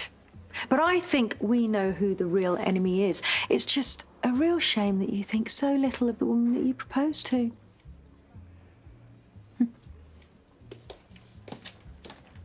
I don't want to... Do you know my favourite bit there is when you go... That's the little and I do that in real life. That's the other thing. So it just came out. It shouldn't have been there. I don't want to give any spoilers away, but I couldn't... You know, what's going on between them two? Well, they're just friends. Oh, really? Yeah, all right. They're just friends. That's all I'm saying. Not giving too much away there, like it. No, Very they're good. close friends. I mean, you know, you've got to remember they were neighbours, and she's come in. Nish is dying, so it's a lot for Aisha to take on. But there's that sort of familiarity with Suki's character, and so I think it's she's found, and they've both changed their lives so much since they last saw each other. So Can we reminisce? Can we reminisce? I know where you're going with this. Boys and girls, before Ted Lasso, there was Ted Lasso's naughty younger brother called Footballers' Wives. Absolutely. Oh, it was just so different and so out there, wasn't it? It was completely outrageous, and it was so much fun. The characters were absolutely mental. I was a complete bunny boiler, and I absolutely loved it. You could go anywhere. You could go as far as you wanted with the character, because in Footballers' Wives land, it worked. Everyone believed it. I mean, I was digging up my dead baby with a champagne bucket, as you do, you know. And it's back on ITVX now, so everybody's talking about it again and everybody's watching it. Are people stopping you as Amber as well? Always, always. It's like you're in Iceland, and they're like, what are you doing in Iceland? You should be in Waitrose. Like, what are you shopping in here for? But it was just, no, everyone, it's Amber Gates. I'll always be Amber Gates. Because you haven't changed a bit. You don't look any Honestly. different. You do not look... I turned around, I thought, God, you just look exactly the same. Oh, thank you. That's very kind. How much laughing did you do on the set of Footballers' Wives? Always, always. We'd get the scripts, and I'd be phoning up the producer, going, we can't do this. This is outrageous. And like, well, that's why we're doing it. So you'd read these scripts, the lines, if you're acting it as well. Me and Ben Richards would constantly be just like take after take because we just couldn't stop laughing. Some of the things are just crazy. You've taken on some of these huge roles. You've played these really powerful women, incredible roles, and roles that we all remember. But you're very big into manifesting, aren't you? Yes. You spent quite a bit of time in India. I lived in India for 7 years, and I didn't know I was manifesting, but I always used the practice of manifesting. And I remember being up on the Nepalese border, the Tibetan border, and we were stuck there because there was a landscape. And I really got into Buddhism, and I just spent time with the monks there. And I thought, I really want to meet the Dalai Lama. So I manifested that. And a month later, I was in the same room with him. He blessed me. So I was like, this works. This really works. So I didn't put the title to it, but it's the same practice. How does your manifestation take place? What are you doing? So you're imagining something you want to Well, there's happen? many steps before you start imagining. You've got to get rid of the self-doubt, the self-limiting beliefs. That's really hard work. And then you've got to, visualise it. And what happens is your subconscious wants to please you. It wants to help you. And so you start doing... It's not just about sitting there and thinking about things and they'll happen. You actually start doing things. It's a very active practice, but it works. It's a science. OK, so it is a real thing, because even subconsciously, you're taking the steps towards that end goal. Yeah, because you've got rid of that self-doubt as well. And you're worthy of it. You've got to believe that you're worthy of it. And that must help with your etiquette classes for children. Yes. I mean, you know, I had so many parents that go, no, my child's a lost cause. Yeah, well, I said the same. Yeah. And they're not. And it's not about fitting in. It's not about having a certain personality or speaking in a certain accent. It's just about manners. It's about... And I do workshops for children, and we just teach them that manners, manners are good. And we're taking away all the stuffy stuff that you don't need in modern day. But we teach them about introductions, how to introduce yourself properly, because a lot of people think it's like, oh, nice to meet you, but that's the wrong way to introduce yourself.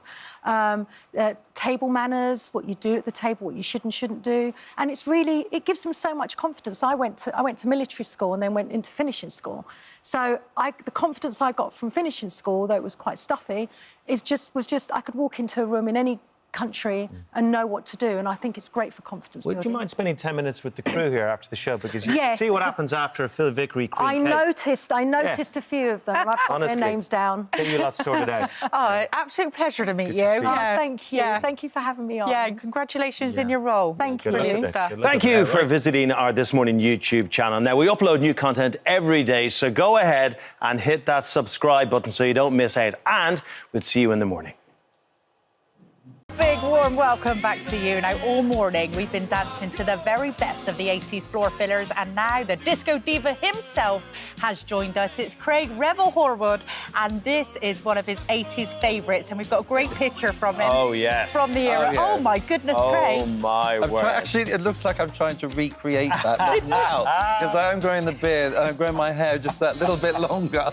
You look Is that a bad thing? Did you love the 80s? I adored the 80s. I was so pleased that I was born in 1965 so I could enjoy the 80s in my 20s. And that's when my dance career sort of started.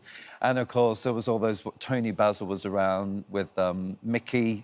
Mickey, you're so fine, you blow my mind. Hey, Mickey. And, of course, I did a dance class with her in the 80s, which was amazing. I was scared to death because she's an amazing classical ballerina. But... people probably don't even know who she is now. But, you know, no, I think a lot of these tunes are... I know my kids are listening to a lot of this stuff again, and they go, Dad, have you heard of this amazing band? You know, they're called U2. I'm familiar with them, they're still going, at least, aren't they, yes, in that way? But Gold is one of my favourites. And like you, Sweet Dreams, I love the Eurythmics. Annie Lennox, because I used to live near her in Crouch End when I first came over, and that was like a huge, big wow moment for me. You are celebrating the 80s in your musical. We are going to talk about that, but Craig, I know a lot of viewers are at home going, Craig's on the sofa, you must ask him about Strictly. Let's deal with that, and then we'll talk about the musical. Absolutely. Look, it's been a huge story because it's the nation's favourite Saturday night show, let's be honest. Your view on it, you know, how much did you know? How much did I knew nothing. The judges are very separate. when the story erupted and came out in the press, I was shocked, along with all the other judges, and I couldn't quite believe it because we meet the pros and we meet the celebs on occasion throughout the show, but we're very separate. We're on level 2, for instance, and then we're ushered for obvious reasons. You know, we shouldn't be sort of talking to them or jeering them up before the show at all as judges. So we take that part of it seriously. We have nothing to do whatsoever with their training or how they get there to that point on the Saturday night. We don't even see the camera rehearsals on the Friday, so we literally come in on the Saturday, judge what we see for that 1 minute 30, and then it's done. I just want the investigation to be over so I can find out myself the truth, because I have nothing really to say. You know, it's really hard to pass judgment or comment on he said this, she said that. You know, it's really difficult, and it has erupted. And of course, I've watched, you know, the Amanda tape and all of that sort of stuff, and I'm just blown away by the whole situation. So you were surprised and shocked? Yeah, completely and utterly shocked by the whole situation. Craig, are the BBC taking the necessary steps to investigate this properly? Yes, well, I hope so. Yeah. I really hope so, for their sake, and mine, of course, and the future of Strictly Come Dancing. You know, it is a serious issue, and I think it has to be addressed. And I think putting chaperones in is a really great idea. We had them all through the theatre. We have a psychologist in the theatre in case, you know, the rehearsals are getting too much for you. You've got someone to go to talk about it, to say, you know, and having a chaperone in the room is just that one extra eye. We know the dancing world is very, very competitive. Yeah, there is a lot of it competition is. out there, and I don't care what anybody says, you guys are built differently. You are built differently. Your training is like something else. Like an Olympian. Yes. You know, you don't become an Olympian with someone not telling you what's wrong with your work, you know. But of course, you have to remember, Strictly is not the Olympics. It's a bunch of celebrities learning to dance from scratch, from nothing, by amazing pros who have been in their business since they were 3, you know, and trained within an inch of their lives. So you're putting 2 very different powerhouses together, and the celebrities are already famous for something else. The culture's different. And it's different in sport, as you say, as well. You can be harsher, you are harsher. I mean, you know, you've been through that. You were dancing from a young age. Was it like that for you? Yes, it was. But, I mean, that was 45 years ago we're talking about now, when I started training. And I had a Russian ballet teacher who used to hit us with canes. Never. Well, it was actually quite good, I thought, at the time. I mean, obviously, that would not be allowed now. But, I mean, she was sat there and she'd get up and, like, just whack the under of our hamstrings to make sure we weren't lifting from the thigh, because that's really important in dance, that you change your attitude in your mind. Obviously, nowadays, you know, teaching has changed. Even at schools, teaching has changed. I remember, you know, in 1973, being caned for not being able to tell the time. I mean, if your child was sent to a school now and they still had caning, you know, but that life has developed and changed in the teaching world everywhere. And I don't mean just in dance, but in training in the Olympics, for instance, you know, for acrobatics, for everybody. So I think it's really important to know what is and what isn't allowed, you know, and I just can't wait for the investigation to be done so we can get on and start enjoying our a cultural new change series. off the back of it as well. Well, yeah, of course. I mean, happen. you know, we have woke culture, we have all of that, and I think it's a good thing. And I think it's a good thing that the chaperones are going in. I think it's a good thing because it not only protects the dancer or the pro, it protects the celeb as well as the production team, because you've got, you know, these tapes, you've got, as you know, you work in television, there is a film crew in there the whole time. Yeah. You've got a cameraman, you've got someone doing the lighting, someone doing the sound, and an AP, assistant producer. So, you know. Craig, if you wouldn't have had that level of training, you know, that harshness, that hardness, do you think you'd be who you are today? Probably not, actually. But, you know, I needed people to tell me what was wrong with my dancing. I was never abused, you know, and I don't condone that in any way, shape or form.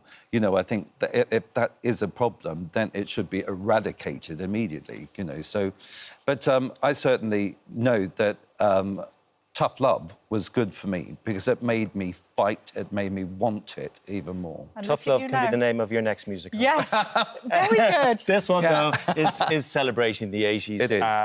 And we're really excited about it because the soundtrack for it is fabulous. Tell us all about it. Well, Now, everyone knows the Now albums. They were the first time you could get a compilation of all different hits all in the one place. I remember I used to have to try and record them from the radio if I want to make a compilation tape to give someone as a present. I mean, there's kids out there that will have no idea what I'm talking about.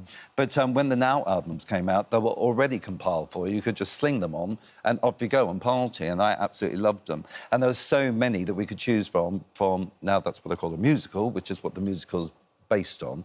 And it's to celebrate, really, literally 40 years of Now albums. And Pippa Evans, who is our writer, fabulous comedian, has written an adorable script to go with all of these wonderful tunes like Gold, Girls Just Want to Have Fun. You know, like everyone you can possibly imagine is in the show. There's going to be a lot of fantastic dancing. We've got Nina, who is amazing, leading the company. We've got Sunita coming in. Sonia, darling.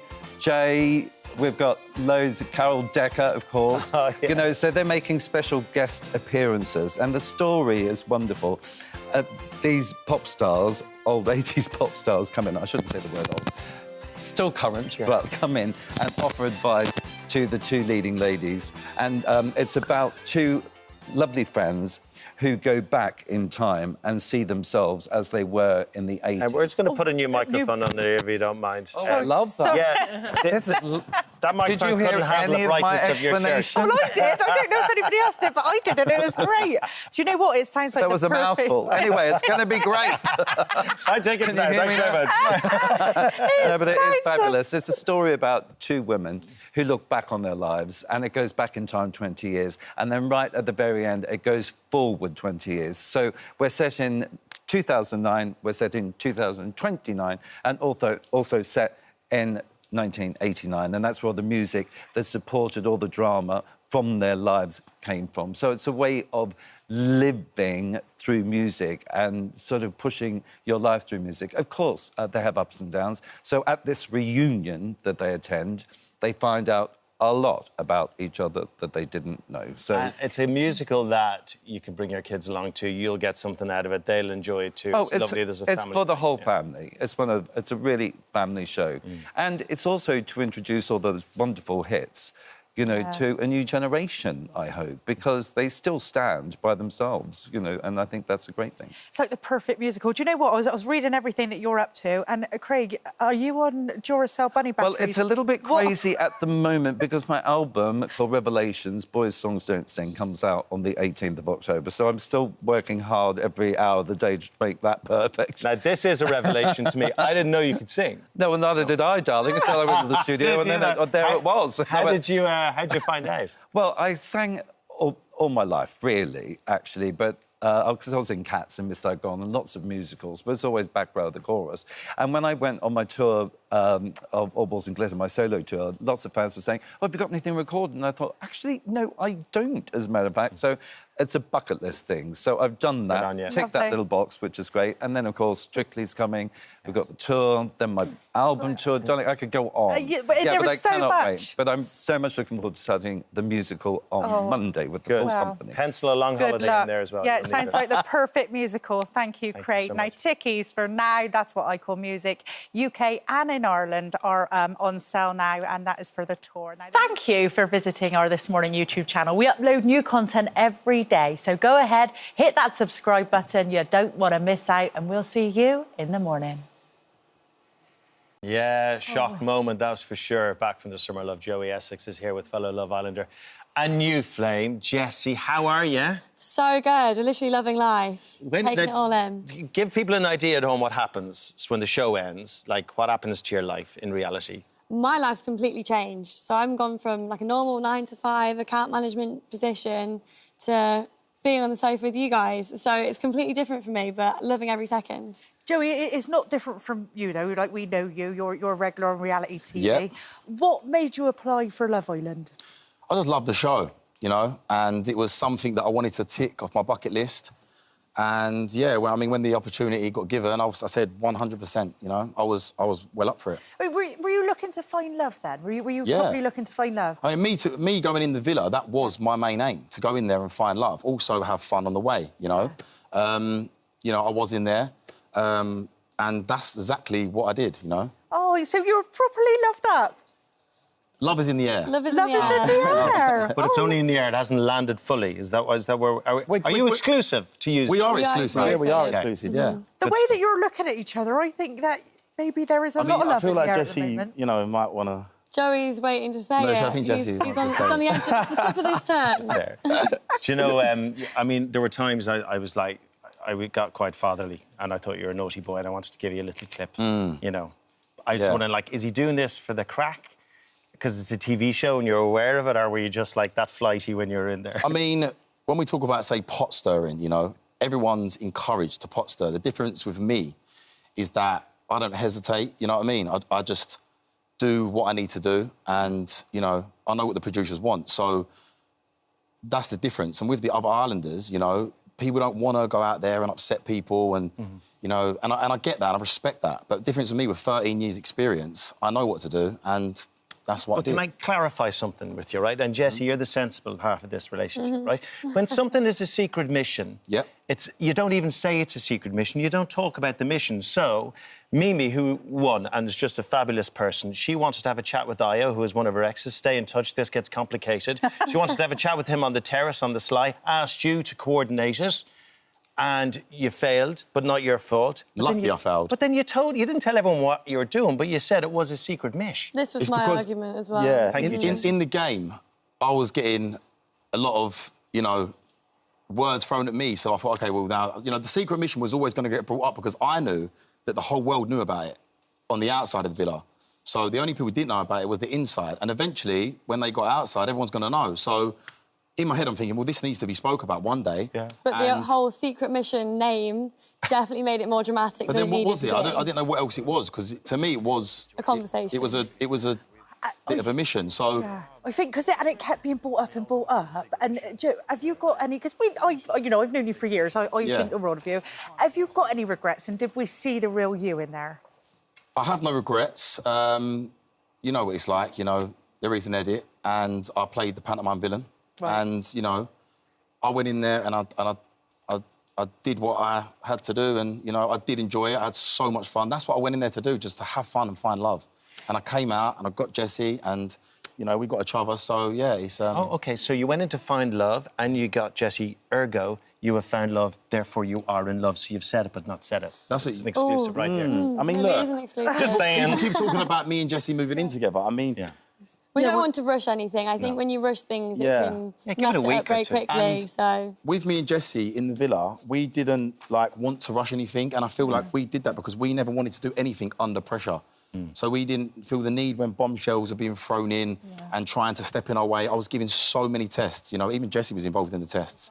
And we never wanted to go exclusive or get into a heavy relationship because we was under pressure. And that's why we did things so slowly. Yeah. We never showed any red flags. You know, we was never vulnerable. So there's only one way to get us out, you know what I'm saying? So that's where we're at. Jesse, I mean, you've been thrust into a world now, and you've been thrust into a world in a relationship. And I've been there. There is a lot of pressure, and you're being asked questions that you probably hadn't even thought about as a couple because you're a brand new couple. I mean, how are you handling that pressure right now? I think because I've got Joey, it makes it a lot easier. I'm really enjoying the whole process, and we're just taking our time. I think even though people are asking these questions, we don't feel pressured to rush anything or try to do anything for somebody else. Like, we're taking our time and just enjoying each other's company. I got to say, what I did like about you, Jesse, is you always had his back. Yeah. You did. You were very, very loyal to Joey. I think you were really... Did you feel like she was loyal to you, Joey? Of course, yeah. We always knew that, you know? Even when you weren't around, Jesse had your back as well. I know. Well, my sister came in and she told me, you know, what she had seen, you know, when she was in Casa. And, you know, she was loyal to me and I was loyal to her, and we always had each other's back, didn't we? I would always have Joey's back, but at the same time, I'm not going to embarrass him in public if I think he's wrong. And also, I think I got a lot of stick for having his back a bit too much, but half the time I was just trying to explain what Joey means, because Joey says things and it's not quite how he meant them to come across.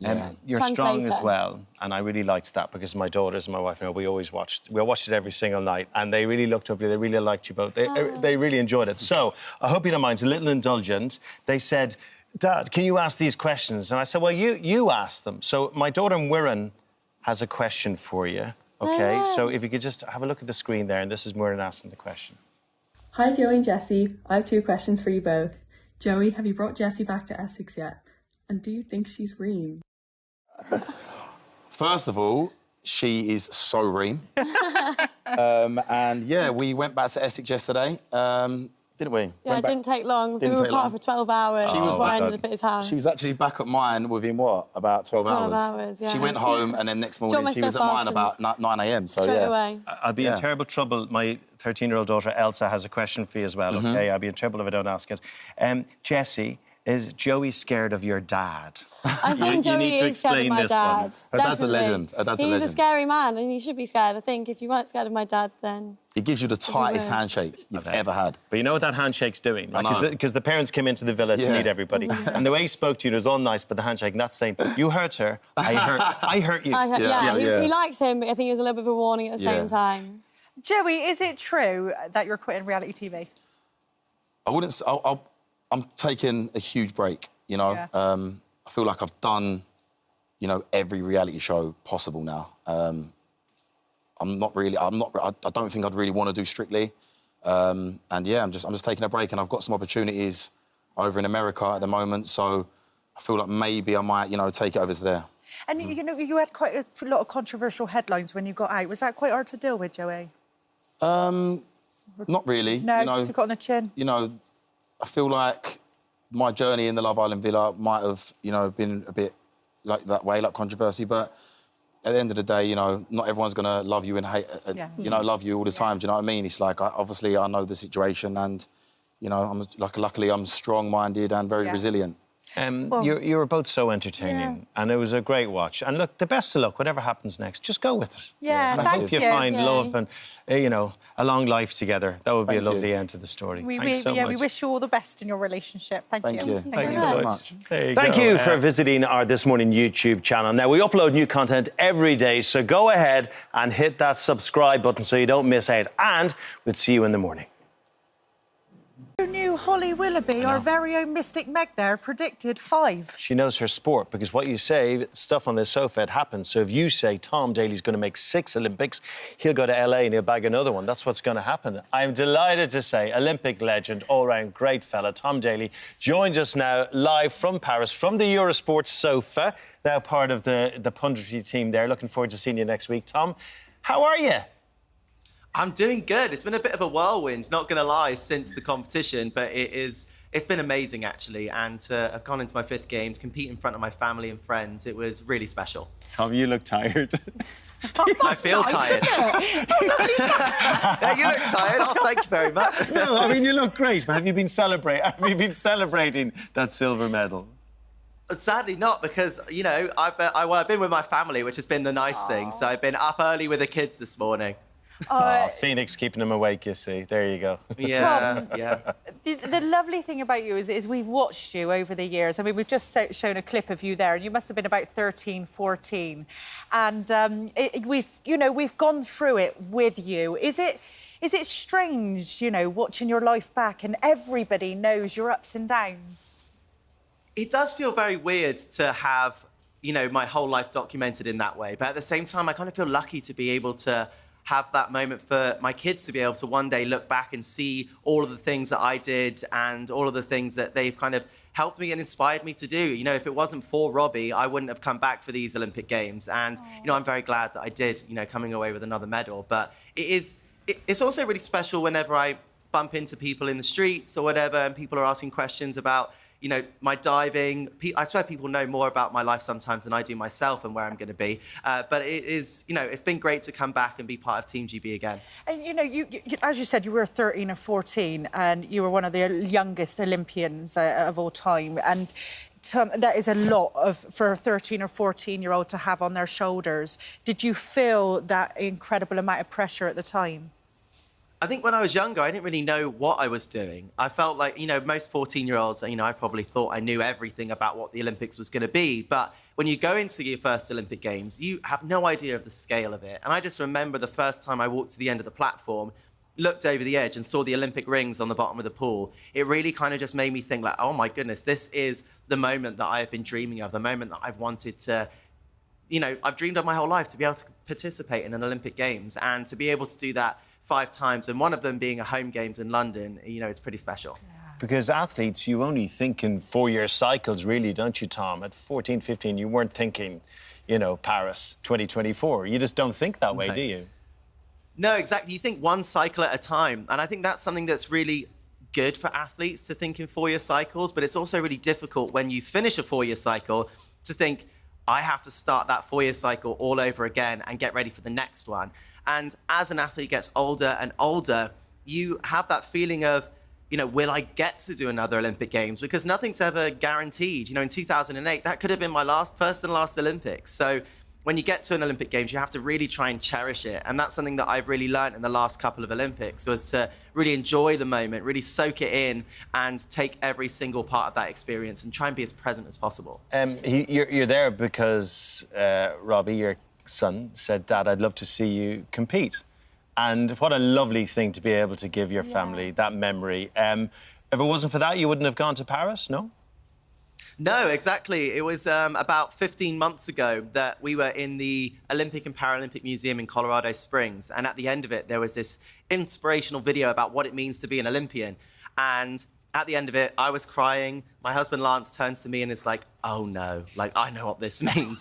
And Robbie was like, what's the matter, Papa? And I was like, I miss diving and I miss the sport. And, after taking 2 years away from it, he said to me, well, Papa, I want to see you dive at the Olympics. And, that was it. That got me back in the pool to have a little try. And I didn't know if I was going to make the synchro team. I didn't know if we were going to be able to qualify a spot for Team GB. But, getting back into it and falling back in love with the sport again was really, really, I've really enjoyed it and I've really loved this year. Tom, because you are a family man now, and you've got your amazing husband, Lance, which you've credited him. He's been brilliant, hasn't he? But how did you both fit it all in? I mean, you're an Olympian. The amount of training that you put towards your sport is unimaginable, especially with 2 kids. How did you do it all? Oh, it is so incredibly tough. And I think any parents that are both working will be able to, confirm this. It is really hard to be able to have 2 working parents and be able to have, lots of time for your kids. And my husband has been so incredibly supportive because, originally, I thought I was done after Tokyo. And then 2 years later, I'm like, I want to go back. And he has been incredible with really putting his career to the side for me to be able to have the time to train, have the time to compete and do all the training camps. And, I think it's definitely going to be my turn for a little bit now. Yeah. But it's been, I owe it to him. And I think that's with athletes. You don't realize how many people behind you are supporting you and are there for you to be able to achieve your dreams. So they are really the unsung heroes behind Olympians, is the family members that are there to support you and, give you everything that you need to be able to perform at your best. That's the thing. The individual wins the medal, but the family and the community make the medal. And this is the other point about watching you grow and all these wonderful things that have happened in your life, but also your relationship with your dad, and your dad, God rest his soul, was able to spend so much time with you before that first Olympics. And when he passed, we went through that with you. Yeah. He played such an important part in your life, didn't he?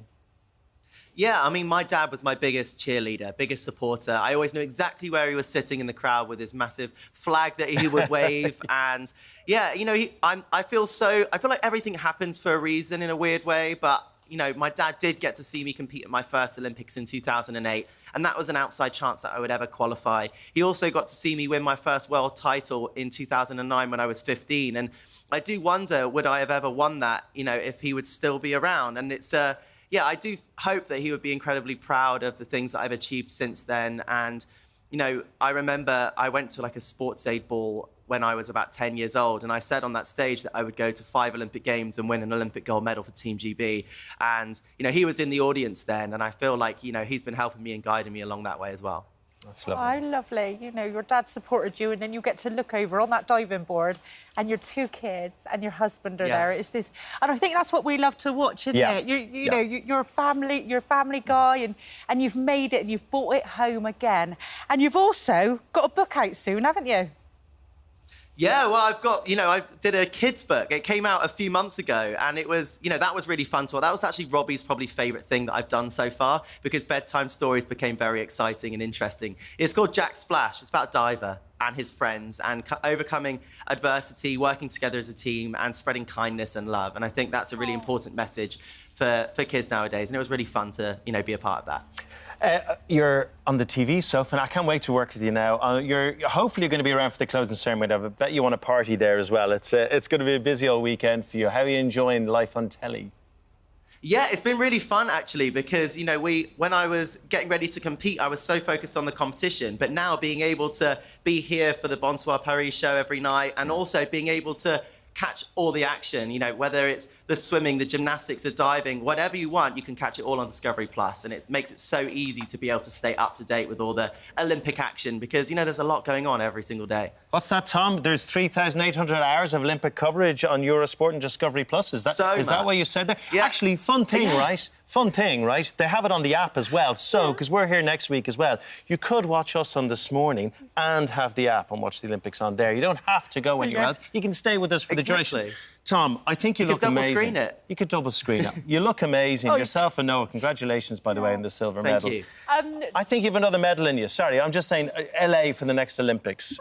Are we saying we'll a definite no? We're saying we'll see. I'll be 34 then. I don't know if I'll be able to get out of bed and still carry on diving, but you never know. I thought I was done after the last one, and then here I am. So, you know, but Robbie's already cashed in his token, but maybe Phoenix will want to cash in the token. So we're not saying retirement here. We're not. I can smell an exclusive Tom Daley when I see one. We're not saying retirement. We're saying live on British TV today, Tom Daley may compete in LA. Correct? Who knows? Who knows? You know, we'll see. I mean, I'm enjoying it right now, having a little bit of time to be able to not be in the pool every day. But, you know, we'll see. No big decisions yet. Oh, thank you. Thanks, Tom. Send our love to Lance, Tom. And I love the jumper that you knitted, your GB jumper. Thank you. It was lovely. Thank you. See you next week, buddy. Thank you. See you next week. Yeah. Thank you for visiting our This Morning YouTube channel. We upload new content every day, so go ahead, hit that subscribe button. You don't want to miss out, and we'll see you in the morning. Just delivers, man. It's been delivering for so long. Yes. It never stops. Yes, you're so right. My mum used to make me record, you know, old VHS. Yeah. We went out, she'd be like, you better record Casualties for me. Love that. So I stick it on. Then within 5 minutes, you sort of walk out and then someone falls off a cliff, you're like, I am in. And you're still in. More to come, more to come. I was going to say, that summer looks like it's going to be fun. Yeah, man, some amazing episodes, guaranteed. That trailer as well, we're super happy with that. It's really filmic. Yeah. So much going on in each episode, and I think it showed it. What I love is we just watched the trailer and we're like, oh, this is so cinematic, this is incredible. And then Charles goes, my knee was mash up after that run. Yeah, she ain't lying.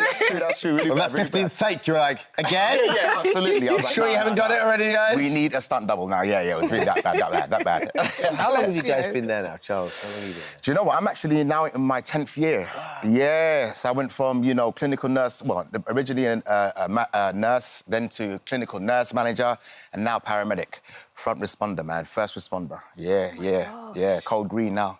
Yeah. It's amazing. Do you do any... Have you been out with one of my good friends, a paramedic? Yeah, my mum was. Yeah. Really?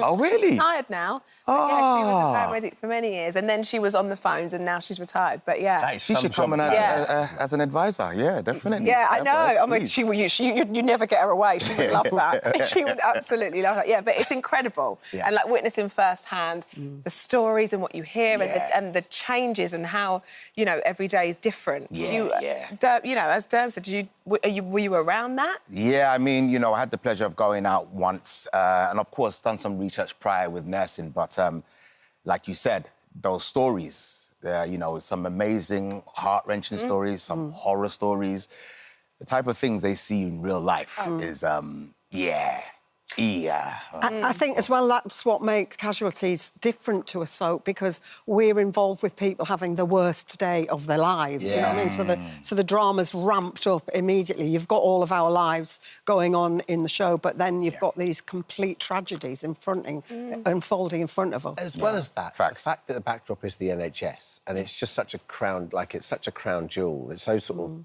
kind of embedded in our psyche. It must be protected at all it's times. there, you know, but irrespective of what what you think about it, it's there at those key moments in our lives. So everyone has that kind of, it's tangible, isn't it? Totally agree. And like you said, it's like everyone, because the NHS, everyone, absolutely, at least 90% of the UK population are dependent on the NHS. Do you know what I mean? It's the backbone, It's the backbone. And I always think that about, and I think this is what Casualties say well, I always think that about a hospital, that somebody could literally be having the best day of their life because their child's just been welcomed to birth. Someone can equally be having the worst day of their life. And I think the staff do such a good job of managing. You know? Absolutely. Sorry to interrupt. I was going to say that also following on from that, that goes for the actual staff.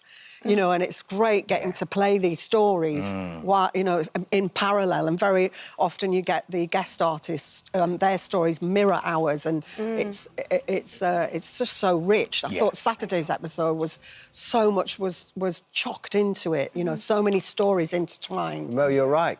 That comes with that responsibility, doesn't it? Not just a regular. Well, it's not really a soap opera, but it's not just a regular continuing drama. It's, you've got that weight of responsibility, like you said, the crown jewel that has to be protected at all costs. Oh, 100%. Also, is this your 53rd role?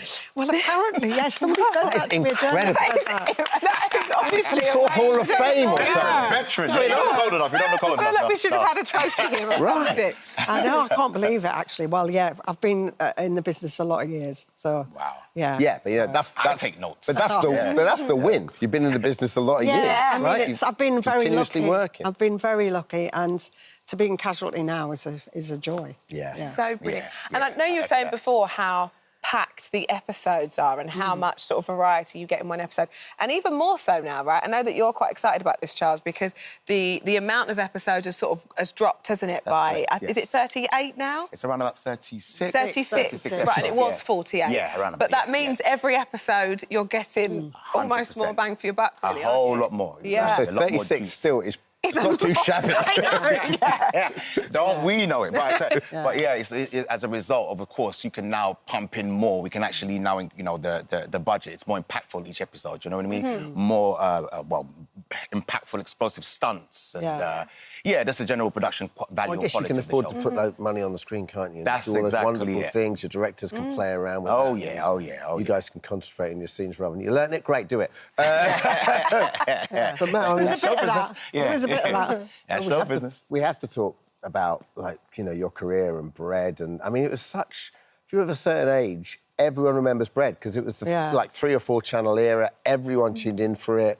Yeah, it was a family show as well, and everyone could identify with the problems in the family. Was that one of your first roles? Yeah, it was actually, yeah. Because you came in, 3 series in or something? Yeah, I did. I took over somebody else's role, playing the iconic Aveline, which was a bit weird, but a gift, yeah. So, and I was carrying my youngest daughter. We're doing the last series of that, so that's 86, 87. Yeah. 86. Wow. Yeah. Still wore the heels, though. What? Still wore the heels, though. Yeah, still wore the blooming heels. I'm still recovering, actually, because they were massive. I feel you. You must have been recognised everywhere when you did that show. I mean, it was such a huge show. Yeah, it was thrilling. I mean, as a young actress just leaving RADA, it was really exciting, yeah. Can only imagine. Amazing. Yeah. And Charles, for you now, it's kind of a little bit sort of work and real life is kind of it's all happened simultaneously because you're a grandfather on and off screen now. I just cannot believe you're a grandfather. Like, how is that even possible? It's nuts. And big shout to Letitia, love you. Grandsons, love you. You know what, I'll have to say mine. Frank and Sylvester and Bowie and Daisy May. No, do you know, it definitely is art imitating life now because, my 2 beautiful grandsons, it's a joy. And there are definite pros and cons, Don't get to see them as much because I'm always busy, but the great thing is, you can get to love them, play with them, have fun and say, OK, back to mommy and daddy, love you. Exactly I love all of that, you know what I mean? And they're never as strict with the grandchildren, are they? No. My mum, the things she lets my kids do, I'm like, oh my God. Yeah, I'm such a softie. That's the prerogative. Yeah, Super softie. Yeah. Absolutely. There's always a flip side to that. It's when you get them back, you're like, you sure they want it for a bit longer? Yeah. They're also yours. I'm getting that now, yeah. Lovely to have a Yeah, I'm catch getting up, that. you I'm two. getting Thank you. Casualty continues this Saturday, 8:10 on BBC Two. Keep up the great work. Yes. Brilliant show. Loads Congratulations. to come. You're winning Loads BAFTAs of- left, right, and loads of centre. stories to come. You guys are killing it. Tune in. In 4 years, definitely Yes, more to come. exactly that. You're like Barcelona or something. Thank you so much for visiting our This Morning YouTube channel. We upload new content every single day, so go ahead and hit that subscribe button, and we'll see you in the morning. What? See? Oh my goodness. It's been knocked out. Basil? Mr. Faulty. Basil? This is a bit awkward, isn't it? Blame myself. And that was the incredible, amazing cast of Faulty Towers, the play. The world's most chaotic hotel is swapping Torquay for the West End. It's been adapted for the stage by the original Basil, of course, the great John Cleese, who's with us now. John? Welcome. So good to see you. It's lovely to be back. I've been on holiday, you see. Where have you been, darling? I went to Mallorca, and it was wonderful. So I haven't seen these guys on stage for about 3 weeks. Going on Saturday. Should we bring some of them in? Yeah. Let's bring them in. We've got Paul Nicholas, who plays the Major, and Adam Jackson Hi, Smith, Paul. who plays Basil. Adam. And you must be James. Welcome along, guys. Welcome. And thank you for being here all morning. It's been absolutely lovely. And Thank you for having us. Treat. John, last time we saw you, I think this was about to launch, and you Yes, were that's right. kind of, not nervous, but Well, I excited. was very worried because the auditions had been so awful. and I was, disappointed with the rehearsal. You work with the tools you're given. Somehow we fooled the critics because they're not very good these days. That's not true, though, is it? Adam, I'm You didn't sure. say that last time. It's very different, yeah. Adam, what's it like? I mean, what an iconic role for an actor to play. It must be wonderful. It is wonderful. From the very first preview, we've had this incredible reaction from the audiences, people standing up, all four tears. It's been amazing. It's been really lovely seeing a whole audience laughing at something that they might have seen together with their families or their friends, but seeing them laugh with 700 There's something other very people is special amazing. going on because I think it's the fact that nowadays you don't go to the theatre that often and sit in an audience that is rocking with laughter. Yeah. And it's a wonderful experience because when people leave the theatre, everyone's in a good mood, everyone's friendly and warm, And watching the audience, I was sitting in my little box up there so I could be quiet, watching the audience rocking backwards and forwards. It was a wonderful feeling. Oh, I bet. Yeah, it's a real pleasure to go in every night because of this reaction that we get. I mean, I've done plays where, you get half-empty, theatres, and this is full and, as he says, rocking, and they laugh and they go out happy, which is what we're there to do. It must be lovely doing a show like that. And obviously, Paul, it's wonderful to have you back because you was on this show the very first time with Richard and Judy. Yes, I had And hair you were then. you had hair, but you were the first guest they ever had. Yes. Well, I had a bit of success with a show called Just Good Friends. I love the way you underplayed that. It was literally the there I biggest am. show on Look, television. He's looking huge. He's looking at me and saying, "Look what happened to him." That's incredible. Look at you. Yeah. Oh, my God. Yeah. I feel like running up and kissing the screen. You're still lovely and handsome. Oh, You're my still darling, gorgeous. thank you. But Paul, the Major's such a great character because he's one of those kind of perennials in Faulty Towers that you always... he's always a scene stealer, isn't he? He comes in and, and played by Ballard Berkeley, who, was... at the time. Fantastic. Yeah, and John was just saying quite the heartthrob. Well, he was a sort of matinee idol in the thing. I didn't know that, was he? Yeah. Everyone thought he was, an exciting young man. Yeah. And then right at the end of his career, he had this extraordinary triumph, which is just lovely, Well, I feel very much like him. How old are you? 27.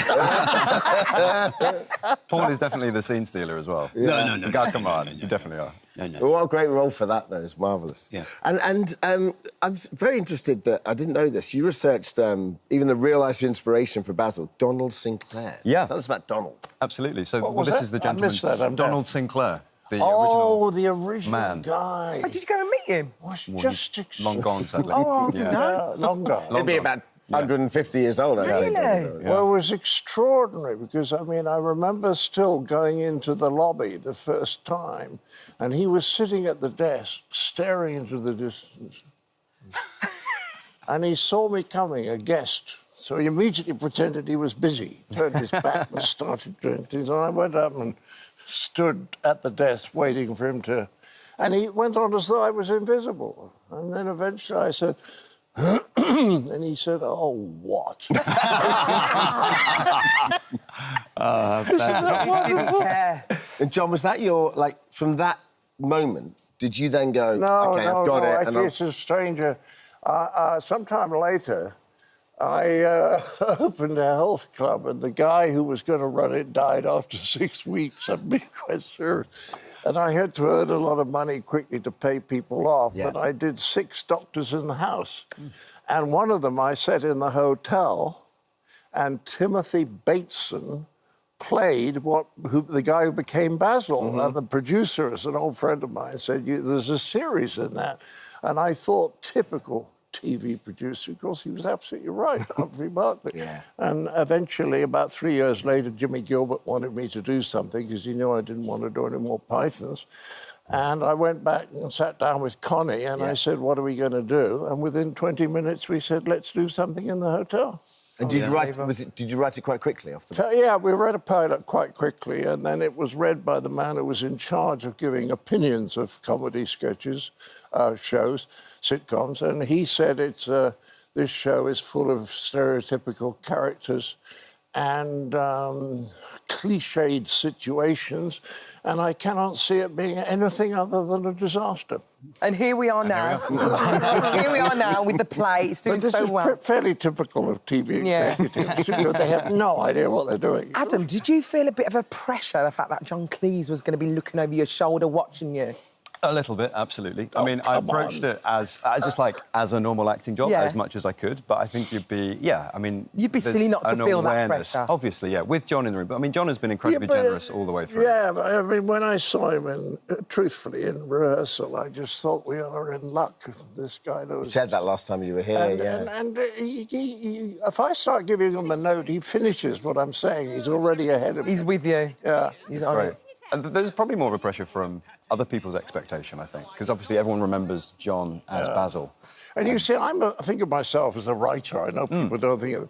If you write, you expect people to play them. You see what I mean? So there was nothing strange about seeing him doing it. And it's one hell of a role. It's like Hamlet, isn't it, really? It just goes on. How he does 8 a week. Unbelievable. But he's young. He's great. Yeah, he's young. It's a great physical role, though, isn't it? It is. It's incredibly physical, yeah. And I get the pleasure of running around in a cardigan and a shirt. Pretty nice. He's nice and fit. And the vest. It's really toasty. Hey, where are the others? Oh, introduce us. Mincing in. Have a seat, darling. No, I'll mince round the back. Oh, I love this. Hello. I'll come and perch next to you. There. Thank you so much. Oh, and AJ, how are you? You rascal. You're such a rascal. I thought he's lost his mind. What's so incredible is it's been extended to next year, hasn't it? Yeah. People, there's a real appetite for this, isn't there? Definitely. No, there hasn't been a show yet where there's been an empty seat. Isn't that extraordinary? There hasn't been one empty seat? There hasn't been one empty seat. I'm told this by everyone. That's unbelievable. Cross-generational appeal to people. Well, what's happening at the beginning, I was very happy, because all the people in the audience were old. They're all 50, 60-year-olds. Well, I know they like me. But what happened is that 1 or 2 youngsters crept in, because the security people missed them. And as a result of that, they started telling their friends, and now we got many more young people in the audience. Right? You hear children laughing. Yes. So it's like, 6-year-olds. 9, 10, 6-year-olds. So cute. Which is amazing. That's so lovely, isn't it? Tickets for John Cleese's Fawlty Towers, the play, are available now. What theatre you want? The Apollo. Oh, wonderful. The Apollo. Lovely. Thank you for such a wonderful day, all of you. It's been absolutely great. Thank you for having us. Thank you. Thank you so much. Hi, everyone. Just wanted to say thank you for visiting our This Morning YouTube channel. Now, listen, we upload new content every day, so go ahead and hit that subscribe button so you don't miss out. And we'll see you in the morning. So good. I mean, I'm exhausted. I'm exhausted. And UK members of Kids Bop, Sadie, Chanel and Toby are with us now. Thanks for joining us. Thank you for having us. Good to meet you. So when you go out on the street, do all the kids recognise you? And, like, all the adults are like, who are you? Yeah, pretty much, yeah. Is that what we have been happens? stopped before, like a few times, yeah. But you And then mums and dads are like, who are you talking to? These guys are big time, man. They are big time. Well, tell us about Kids Bop. Toby, it started in America. Tell us about the group, the success, and how you guys got involved. Well, basically, we had to start from an audition. Yeah. And, like, what Kids Bop actually is that we take songs from, like, pop charts, like Famous. Yeah. But some actually songs have bad words in them. Oh, yeah. So, of course, we changed the words I to make love it that. kid-friendly. That is so everyone good. can listen to it. And how did each of you get involved? So, Toby, start with Well, I was actually in a music video, I think I was about 7, with the old Kids Bop kids, and then the managers was like, why don't you audition? So then I auditioned, and here I am They today. saw the talent. Straight away, they saw the talent. And Sadie, do you get to meet other Kids Bops? Yeah, so actually, last week we was just in New York. Yeah. And we was with the American Kids Bop kids, and it's so much fun. We always do, like, global shoots with the German Kids Bop kids and the French Kids Bop kids and the American Kids Bop kids, and it's, like, one big party. How many Kids Bop kids are there? There's a lot of them. There's a lot. So you're just literally travelling all the time. You guys are living your best life. Do you realise what you are... Do you appreciate this life? It's amazing. Yeah. Is it? Sadie, Chanel, how did you get involved? Are you performing art? You go to Yeah. school or...? So, I've been in the industry for quite a while now, so I've done a lot of TV before. Yes, and Chanel. singing. And I've always loved singing, I still do. And then I auditioned for Kids Bop on Zoom, which was so exciting. Then I found out I got in. What was it? I mean, that must have been kind of disconcerting, right? Because Doing it on Zoom. like you said, you've been in the industry a while, so you go to a lot of auditions and so forth. To audition on Zoom must be pretty kind of strange. I mean, it was different, but it was quite exciting. There was a few rounds, I'd say about, like, 6 rounds. Yeah. And... You're like, Mum, move the chair out the way. I'm ready to go. Yeah, it was quite exciting, but... Yeah. Do you get any, like, input on what songs to choose? Do you like to put your 2 pennies worth in? Well, we have, like, a Kids Bop management that deals with, like, the song side and, like, the music, which they, like, pick the songs and change the words. But most of the time, like, they're obviously in the top charts, so we listen to them anyway. Yeah. So what, will they send you, like, an email? You'd be like, yes! Yeah. Beyonce! Yeah. But Really? fantasy, if you could do any artist, who would it be? Oh, I would say at the moment I'm loving Tate McRae. Very good, isn't she? At the moment, definitely SZA. Yeah. It would be Bruno Mars. I love that. For the Tobes. What would yours be? I'd be Bruno Mars for Toby. Yeah. What about you? Beyonce. Oh, yeah! Me and you ended up in Kids Bop, there'd been a lot of trouble. Oh, Like, what are those two on? You're making me want to be in Kids Bop. How much fun do you have? So much. It's fun. It's amazing. Really? Are you lot all like brothers and sisters now? Yeah. We're Pretty so much, close. We're yeah. literally together all the time. We should do adult bop. Oh, you That would be so good. We should. No, we do. That's right. That's what we do every day. Is just dance are the and adult sing on bops. telly. Yeah. Hey, you've just come off a tour, haven't you? How did that go, Chanel? That was amazing. So we got to go around the whole of the UK, places like Birmingham, Manchester. Oh, lovely place to go. Birmingham and Manchester, I love it. It was amazing to experience all the different crowds. We had, like, different, like... It was just amazing. And we also got to perform in our own towns as well. What was that like? It was amazing, like, and seeing all the different crowds and, like, the different vibe of, like, each city was amazing. How does studying work? Like, are you the... I don't know how old you are. Are you 15, 16? Yeah, I'm 15, but I'm actually homeschooled at the moment. Right. Yeah, So and these two, obviously. So what's that like? Is that... Well, I mean, it's different, but when we're actually working, we do get a tutor on set. Yeah. Yeah. Because that must have a bit of a... Not a pressure, but, you know, you're working out, you're doing all your Kids Bop stuff, and then you've got to go and do geography. Yeah, exactly. And you've got chaperones as well? Yes, we do. So what's the career life of a Kids Bop? How old can you do it till? What's the situation? Well, it's not really like an age range. It's just like... When you're done with it? Well... Yeah, technically, I'm just interested as to, like, can you now, like, go on to be big stars? I know Zendaya Zendaya was a kid's Yeah. pop, Yes, weren't yeah, she? absolutely. So you three, probably, the odds are, you're going to be big-time stars. Are you ready for this world? Are you ready for this? Yes, 100%. Always been a dream. Yeah. So it's incredible, really, because obviously it's really successful, but you're also... This is your apprenticeship, really, isn't it? Because off the back of this, you could go and do anything. So in terms of what you have done already, so Chanel, you are going to be in the Jennifer Ortega movie Beetlejuice. Yes, I am. That's How was coming that? out very soon. It was amazing, and I got to meet Jenna Ortega. Yeah. She was lovely. Sadie, you were in Matilda recently, which Yes. was, one of my favourite films in the last few years. Oh, it's brilliant. We love I a love bit of Matilda. It's so good. How was it? Here we are.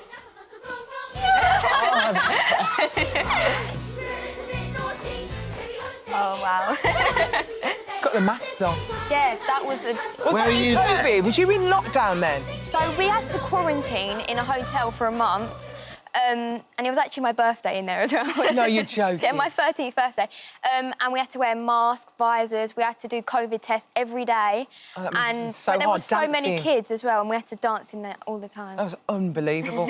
Can you actually believe that you guys, your albums are sometimes selling more than the Beatles? You probably don't even remember the Beatles. The Beatles and the Rolling Stones. I mean, how does that actually make you feel, Toby? Come on. Well, I mean, it's a great experience, and I can't actually believe it myself, to be honest. I don't think we realised that we would get this far, but obviously we have, and we just can't wait to see the future as well. And so what about you and Bieber? What's going on? I think you look a bit like like Bieber. Everyone does. I don't think there's a resemblance. Yeah, everywhere Is I you on go. stage with Bieber? That is me, yeah. Oh, Look how little you are. So cute. I cannot believe your mum didn't clean the lens.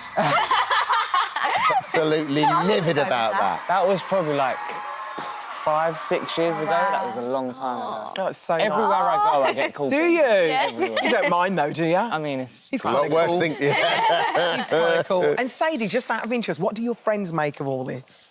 Well, they think it's crazy. Even today, they're you're on this morning. They're so starstruck, and they're so supportive all the time. And they actually came to watch me at the Kids Bop tour. Did they? Yeah. That's unbelievable. Well, listen, guys, well done. Thank You're you. chasing your dreams. Show That's the a good album, thing. show the album. Listen, never mind me. You want to be touched by the God. Go Yeah, on. come on. Put the Midas touch on Together. that. You hold it that side. We're going to sell this. All right, the Kids Pop 2024 Volume 2 is out now. Oh, I'm a fan now. I'm an absolute fan. Thank you, Kids Bop. Thank you, Sadie, Chanel, and Toby. Thank you so much. Do you know what? We've got a little exclusive. Where did you find that? We've got an exclusive clip. Where did you find it? I don't know. Have a look at this. Oh, you lot are killing it. So good. Thank you for joining us. Brilliant. Sadie, Chanel, Thank you. and Toby. That's lovely Kids to Bop. meet you. Thank you so much for visiting our This Morning YouTube channel. We upload new content every single day, so go in. Well, in recent years, she's made it her mission to encourage youngsters to be more confident. And following on from the success of her first children's book, Katie Piper is back with a second. This is Together We Are Stronger, and it's great. I so appreciate you dressing to match the book. Look at this. Honestly. Especially. Thank you very much. It's absolutely perfect. What a beautiful book, though. It's thank absolutely you. stunning. It's really great. I said to you I was like, I'm going to steal this because my son will absolutely love it. How was it to write a second one? Yeah, I loved writing it. The first one was this character, Teeny Mouse, and she's female and she's small but mighty. So it's all about don't judge a book by its cover. You don't know what somebody's capable of just by looking at it. Sounds like you. Oh, well, thank you. And you too. I think it's all of us. You don't know somebody until you spend time with them and you see when they're tested. And she's come back in this second book and she's on this mission alone and she has her own weaknesses, which is OK. And we introduce all these new characters that are like her woodland friends. And they have things that make them unique and they have things that make them diverse, but they are their strengths. And they find out that actually in a group we can achieve so much more. And as a community, we're so much more powerful. Hence the title. Together We're Stronger. It's like a superpower, really, deep Yeah, down, isn't it? I think we were talking so. to Sam Thompson yesterday about superpower and our diversities are our superpower. Yeah, and not feeling less than, and that actually, what is a complete person? Like, some people flourish in one area, others don't. Yeah. And if you can delegate and lean on people, then you can achieve so much more. It's kind of your ongoing theme, isn't it? Together we are better. Together. That's what I tell my husband. If he does the housework and I come here to this morning, together we're better. You know? Has he done it? Not yet. You know? It's funny. Like we were just saying. It's like we're on telly doing this thing, and I literally in the break a message from my wife going, "The coffee machine's broken. What's going on?" And I've got to go home and do the coffee. It's the glamour. Together we are stronger. It's true. It's true. Do you think there are going to be more of these teeny tinies? I hope so, because I've always written adult books, and you know, like my messaging has always been about affirmations, positivity, mindset. Love that. Yeah, and as I became a mum, I wanted to get that message across to my kids, but turns out like a 300-word book isn't that interesting to a 10-year-old and a 6-year-old. So having a picture book with illustrations and text was a way to get that conversation going with them. So I would love to do more in that space, yeah. Are they like your editors for your books? Are they your biggest critics? I mean, they're like my trolls. Yeah, they literally see the first edit and they're like, boring, don't like it. Are you serious? You know, they're like consultants, but it's good getting them involved early on and also showing them the different things that, because they're daughters, young girls, different jobs that women can have. So they're like my editors, my copywriters, they're my sketchers. So, yeah, it's a team effort. We need these young girls, don't we? We need them in our lives. They help us throughout our life. Exactly, your harshest critic, as you say. Yeah. Another project you're really passionate about is the online safety stuff. And this started after your daughter was approached about? Yeah, that's right. So I'm working with Virgin Media, O2 and Internet Matters on a new online safety campaign, and it's called Find the Right Words. And that can kind of be the barrier where we don't know how to approach this subject with our kids, or maybe secretly we don't have the knowledge about the internet ourselves, so we shy away from it. I thought I was quite savvy because I use social media all the time. I consider myself young at 40 and connected. You know what's going on? Yeah, so I thought I was safeguarding her, and she was on an online game where I disabled the online chat feature, and somebody, like another player, commented on her score and congratulated her, and they had the username of a YouTuber that she loves. So she's only 10, so she got really excited thinking she was talking to one of her heroes, but the conversation quickly sort of escalated, and it was actually an adult. So she shut the device down and she came and spoke to me, which I'm really grateful for. Yeah. That's incredible. Yeah, and it was tempting to, like, tell her off or get, you know, put my own panic onto her, but I tried to say, look, this is what the online world is. People can impersonate each other. It's not always what it seems. And that actually led us to talk about how things can escalate quite quickly. But it's interesting because she actually had it in her mind to come and speak to you about it. So she probably had that feeling deep down that something wasn't right anyway. Yeah, and I said to her, look, this is really important to trust your gut, you know, and the campaign has created these 2 guides. One is around how do you talk to your child? What's the right language, the right tone? Asking open-ended questions, maybe using news articles and scenario-based chats.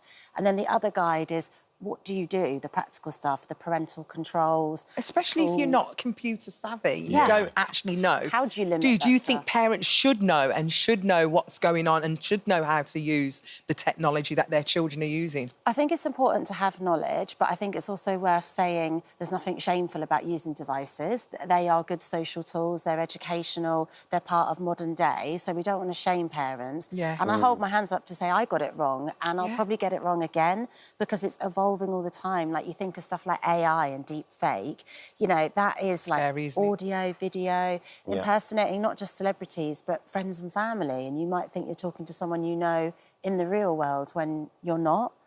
So you've got to stay abreast of it. You can't bury your head in the sand, that's for sure. Why do you think it's so hard for parents to be able to talk to their children about this sort of stuff? I think if you lecture your children, they automatically switch off. Yeah. So, you know, I think it's about navigating it together and having open communication. And it's not just predators online. There's a whole thing of, like, body shaming, cyberbullying. You know, they're real friendship groups going online and having all those kind of politics and problems. So I think it's something you need to have the dialogue open in the house, and that it's never too early to talk to your kids. You know, I talk to my 6-year-old about it as much as I do the 10-year-old. It's interesting. Thank you You're obviously so much. doing a great job of it, and it's really petrifying. And I think you're just dealing with it really, really well, so... Well, the positives are that there's lots of help out there. And I think in your friendship groups of, like, school mums and dads talking to each other and educating each other as well. Exactly. Because together, we are stronger. Absolutely. See what I did there? Thank you. Congratulations on the book, and thank you so much for coming to talk to us today. Thanks for having me. Thank you, Katie. Hi, everyone. Just wanted to say thank you for visiting our This Morning YouTube channel. Now, listen, we upload new content every day, so go ahead and hit that subscribe button so you don't miss out. And we'll see you in the morning. He stole the nation's hearts when he was crowned the King of the Jungle, and he is the smiliest member of our This Morning family. But Sam Thompson says none of it would have been possible without his ADHD. Yeah, Sam is now teaming up with ADHD UK to help positively change what it means in the lives of people who have the condition. Sorry, I'm just getting a bit confused there because I wasn't supposed to read that. You're still thinking about sunburn. He joins us today. Sam Thompson is here. It's so lovely to see you. And you did win our hearts in I'm a Celebrity. We absolutely loved it. Thank you. And do you maybe put that to the fact that you did have ADHD and did that help you? Do you know what? I've done a lot of things recently, a lot of videos where I say ADHD is like a superpower. And I genuinely do believe that throughout my life it has helped me gain a lot. And there's a lot of negative stigma around ADHD, which I just want to change. Yeah. I want to be like, no, there's so many positives there as well. And I genuinely do believe in the jungle when I was out there, you know what it's like. You have the energy and you want to speak to people and it gets real boring in there. So you've got to do something. So I would attribute some of it to it, yeah. But I love your enthusiasm. I love how excitable you get. I love the fact that you hug longer than normal. I'm a you know what I mean? I love a lingering hug. Did I just say this? I love that. John knows. When you first went there, I can't remember who you gave the first hug to when you went into I'm a Celebrity.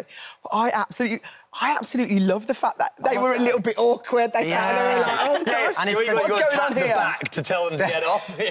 It's so genuine as well. I think that's what people love about you. It's like this infectious enthusiasm. I remember when you first came out, I wrote you a little note, and I was just the nicest thing ever, by the way. Oh, that's a pleasure. And I just think it's so lovely to see someone who's genuinely lovely doing well. How was your ADHD in terms of your education when you were younger? It was a struggle, mate. I'm not going to lie. It was bad, actually. And I remember I once cried into my textbooks at school. I'll never forget that.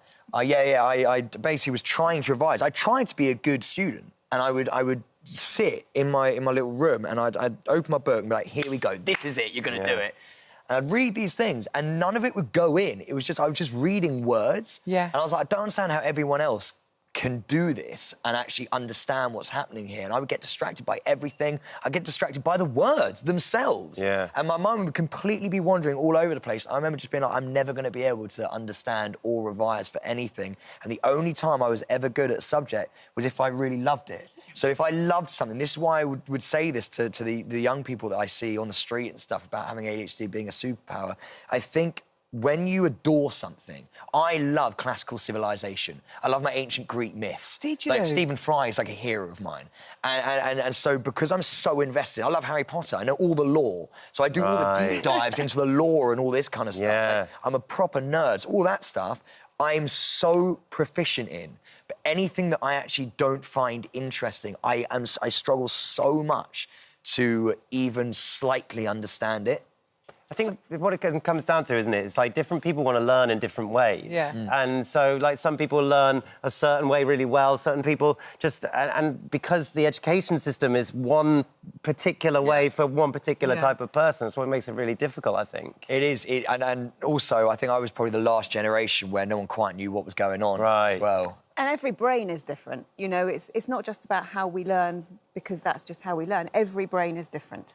And so all of our brains are wired slightly differently. They all process information slightly differently. And there is no one set way of learning. It's why you need to have loads and loads of different options available. Yeah. So, Anna, with someone who's got ADHD, is there lots of different types of people and how it affects people differently? Absolutely. There's no one-size-fits-all. It's like a cluster or a whole set of traits or symptoms, and everybody has a different mix, and not even everybody has the H. So some people will have ADD, which is the attention deficit and the difficulties with organisation, concentration, having the multiple tabs open in the brain.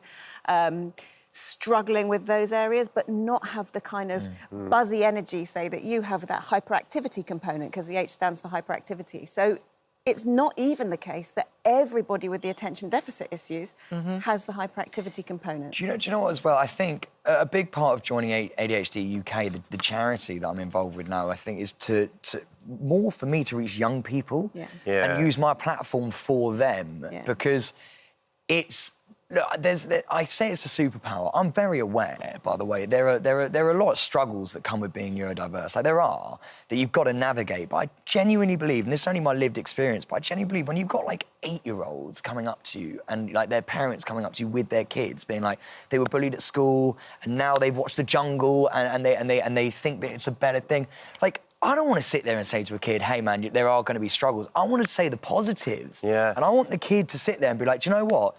This is actually, there are good things to this as well that I can set my mind to. Yeah. I worry that there are so many, they have a negative opinion of themselves once they get this diagnosis. And yes, there are struggles, but there also are so many benefits. I genuinely believe that if you set your mind to something that you absolutely love, you can just, you'll be the best in your field. You'll fly. So yeah, I really do believe that. I think we've got some footage, actually, of you in your ambassador role, talking to some youngsters, I think we do.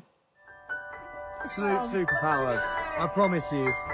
Put your mind to anything and you'll be amazing at it, as long as you enjoy... Oh, everyone's so using it everywhere. I'm wearing the same outfit, Joel. Oh, don't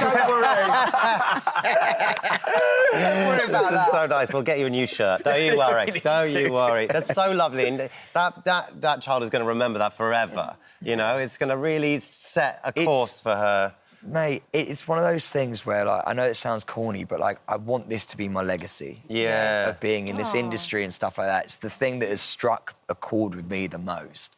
And meeting these really young people, like, that girl was so sweet and her mum was so sweet. And she'll never forget that moment. Do you know, and I hope she doesn't, because she... God, I don't know, I'm tearing up a little bit.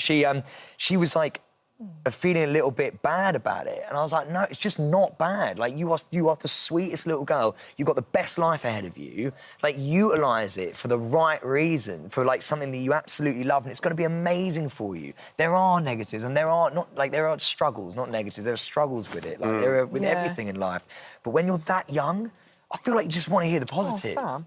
It's so lovely. And obviously he got diagnosed. For anybody out there who's waiting for a diagnosis, what would you say to them, and what treatments are out there for them? So you can have therapy, which is going to be about kind of learning some organisational skills, some really practical strategies to manage so that you can get through the day more easily. For kids who are at school, can get through school and cope a little bit better. So there's the practical component, there's the coming to terms with it and understanding how your brain works and how it's different.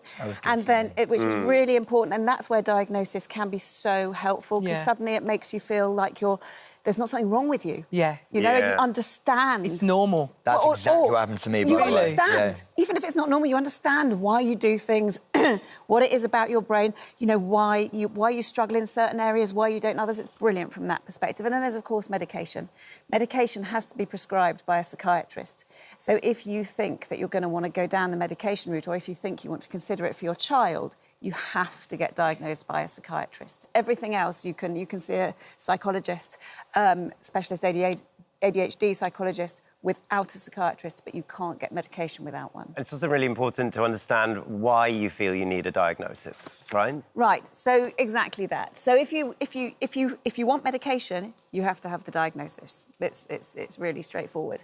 But otherwise, is it about kind of validating your experiences? Because a lot of people feel validated when they have the label, and I totally get that. It's really understandable. But actually, sometimes if you know that you've got a lot of traits and you know that this is likely, maybe you can help validate yourself and go, I'm almost certainly would get the diagnosis if I went for it. I can work as though I do have it, and I can help people to understand that that is the way I am, because I probably am. Yeah. So why you need it, why you want that diagnosis is important. Yeah. Anna, thank you so much for joining us. And You're Sam, welcome. Thank you, Sam. just keep using your platform for this because I think it's incredible. Thanks Thank you so much so for having me. It's been an absolute honour. Well, you're part of the family, Babs. We're not letting go of you. We're not letting go I'm going of to you. Joel's dressing room after this and nick a couple of shirts. Please do. Here we go. Hi, everyone. I just want to say thank you for visiting our This Morning YouTube channel. Now, listen, we upload new content every day, so go ahead and hit that subscribe button so you don't miss out. And we'll see you in the morning. We've already seen her helping pick out some prints. He's very starstruck, isn't he, today? Quite a little right. bit. Dame Sandra Rhodes' own dramatic designs that paved the way for much of what we wear today. Now, her work has made her a British fashion icon and a magnet for stars and royalty, all wanting to be seen wearing Sandra Rhodes. And now the Queen of Prince, Dame Sandra, has chosen 50 objects to help tell the story of an era that she defined, and she is here now. Can I say, I love the fact that you picked up the water. It's all about the aesthetic. You were like, get that water out of shot. Put that down. I might knock Shall I it get over that the pen out thing. shot? We don't want that pen in shot either. Oh, it's so nice of you to join us. And congratulations on the book. It's absolutely lovely. Lovely stories. It's being very cathartic to go into Has my it? background, yes. Oh, you've enjoyed it. I love the fact that the first chapter is all about your wonderful mum who used to dress so elegantly and wonderful. And the fly spray. And fly spray. Tell us about it. What's the story? Well, she used to put her hair back in a bun and then make a curl at the top that she pinned in and spray it with silver and then set it with, hairspray to set it. And we were rushing we were getting the early train to London for Christmas shopping, I think. And she sprayed her hair, and all the way on the bus down to the station, she'd say, my head does sting, my head does sting. And she sprayed her hair with fly spray instead of the setting But it's spray. funny that those are the things you remember. It's quite often it's the smells, isn't it?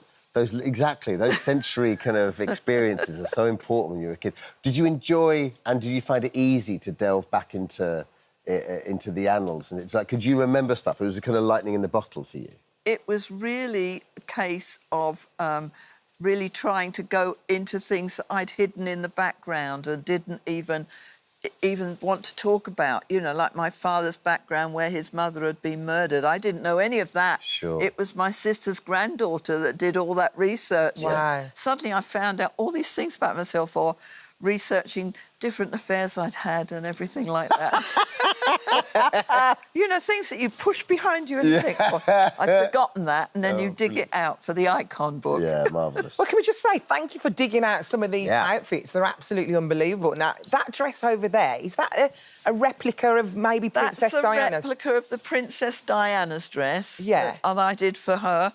And then next to it is the Freddie Mercury cape that he tried on. Wow. Incredible. So talk us through the Diana.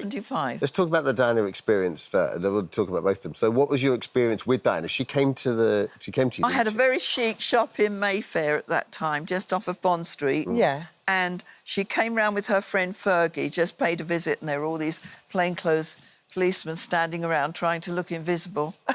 and then she ordered a dress. She tried it on in black, an off-shoulder dress.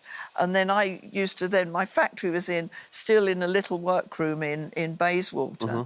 And we made the dress, and then I got in my little mini car with my passport and went to the front door, to the palace, and with the dress, and then I'd hold the dress over my arm and I'd curtsy as I went in and tripped over a wonderful toy with all these great horns. It was a sort of Nordic toy. And I said, what's that? And she said, oh, it's William's favourite. Oh, my God. Sweet. That's so lovely. So did she have that dress in the pink or the black in the end? No. In those days, it was in the pink, and she announced when she was pregnant with that dress. Oh, it's lovely.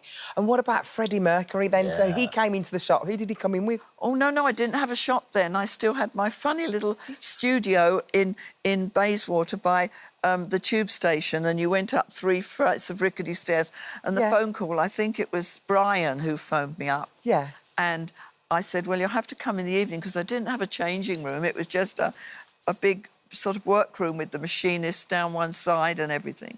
So they came in the evening, and when I put the phone down, I had to say to my people, what do they play? Because at that time, I wouldn't have They were known. just starting out, I suppose. I think they were just starting out. So my students who were working. Oh, that's for great! Me, What a lovely there's, shot. there, look, isn't that wonderful? That picture of him. And so that was the actual one. It was a wedding top, and I pulled it off, and I said, "Oh, go in front of the mirror and see how you want to feel in it and everything."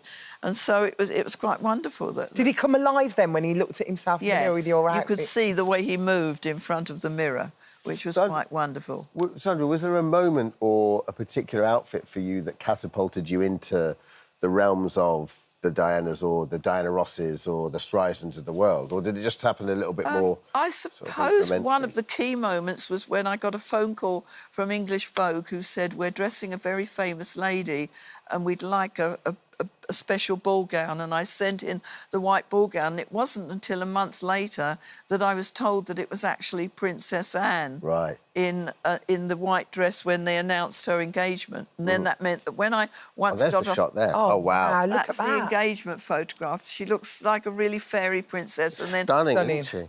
Everyone thought there were all photographers waiting at the when I came out of a plane, thinking I was going to make the wedding dress, but I didn't make the wedding dress. Oh. But you have worked with incredible... So, I mean, Diana...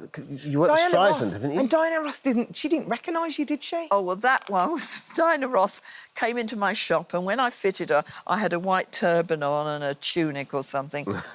She said, do come to the finale of her show, and she bought a wonderful red pleated jacket and a red outfit and a red turban. So I'm in LA maybe 6 months later, and I'm with my girlfriend driving along in her Cadillac, and she says, look, there's Diana Ross getting out of her car. Go out and say hello. You've met her? So you think... Yes, go and say hello. There's a Polaroid. So I get out of the car. Oh, wow. Oh, that was round at the house, because what happened was I get out of the car. Yeah. I've got green hair with feathers on the end, high white Bieber boots and my dress, and I float up to start coming up. If you come one step nearer, I will close this garage door down on you. I backed into the car, got back in the car, and then I come down in the morning and my friends have bags under their eyes. They've had a phone call at 3 in the morning, and it's Diana Ross saying she realised that she'd shut the door down on me, and she came round for breakfast. And that picture that you just saw was her coming round for breakfast, trying on a punk outfit. Don't rock up at Diana's. I had no intentions of without inviting rocking yourself. up at Di's. Did you meet Streisand as well? Have you dressed Barbara Streisand? I have. I dressed her for that very last show she did in the park. Oh, I was there, yeah. Here in London. Yeah.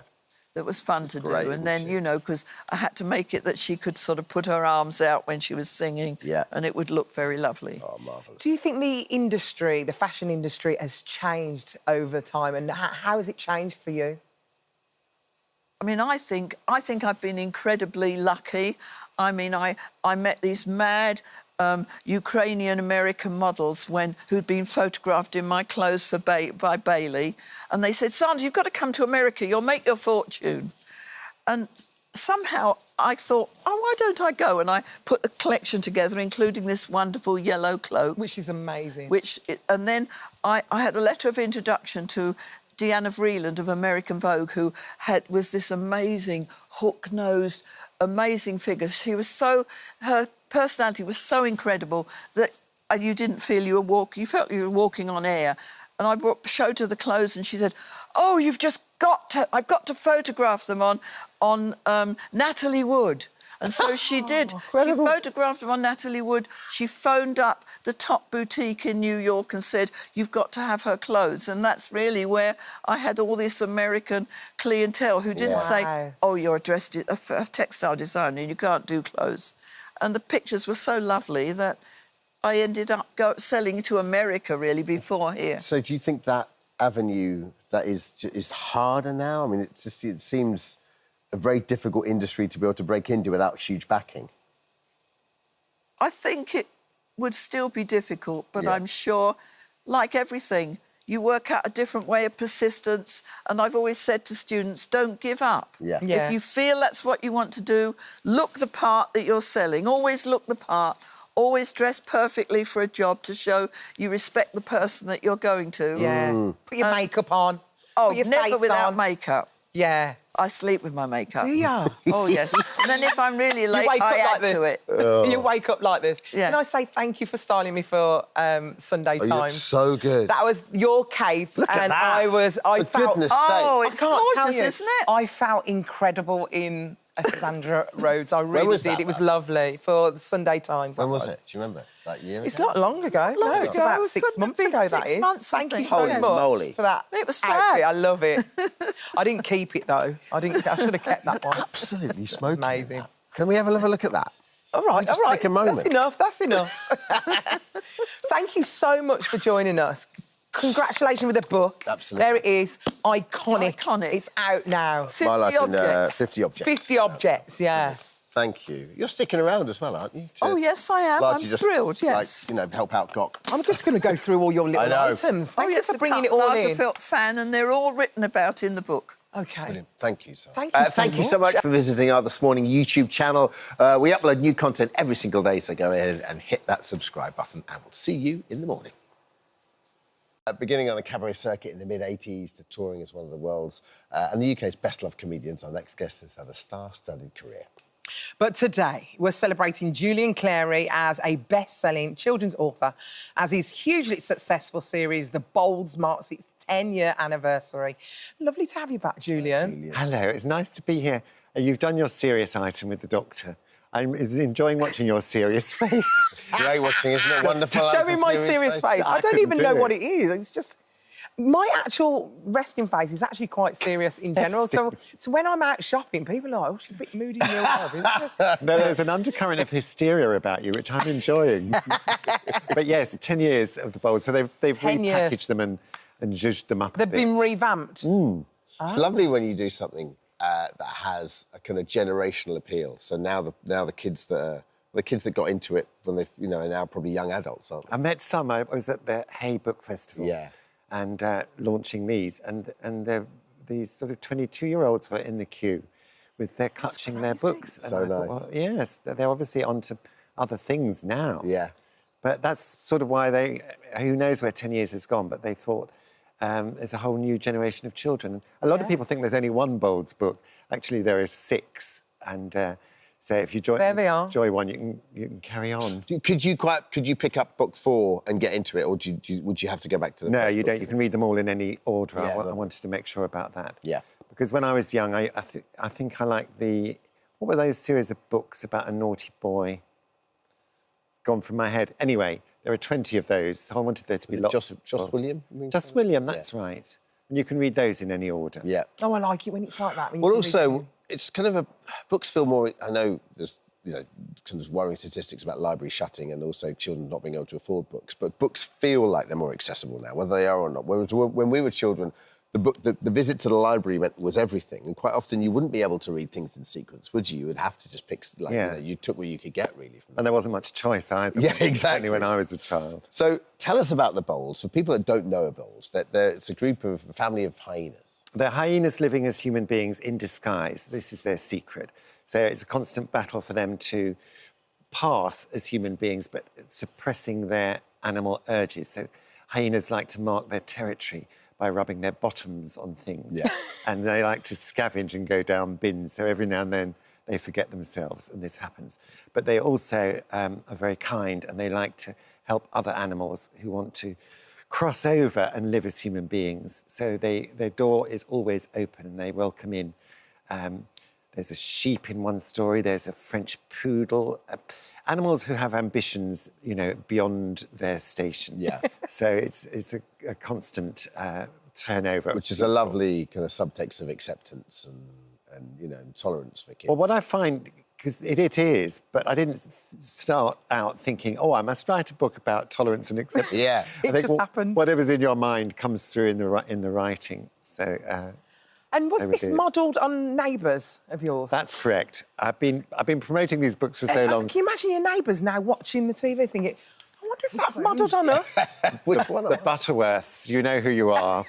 They're a very hairy family. Really? And we lived at 39 St Mark's Road in Teddington. They lived at 37. No, 35. Can't remember.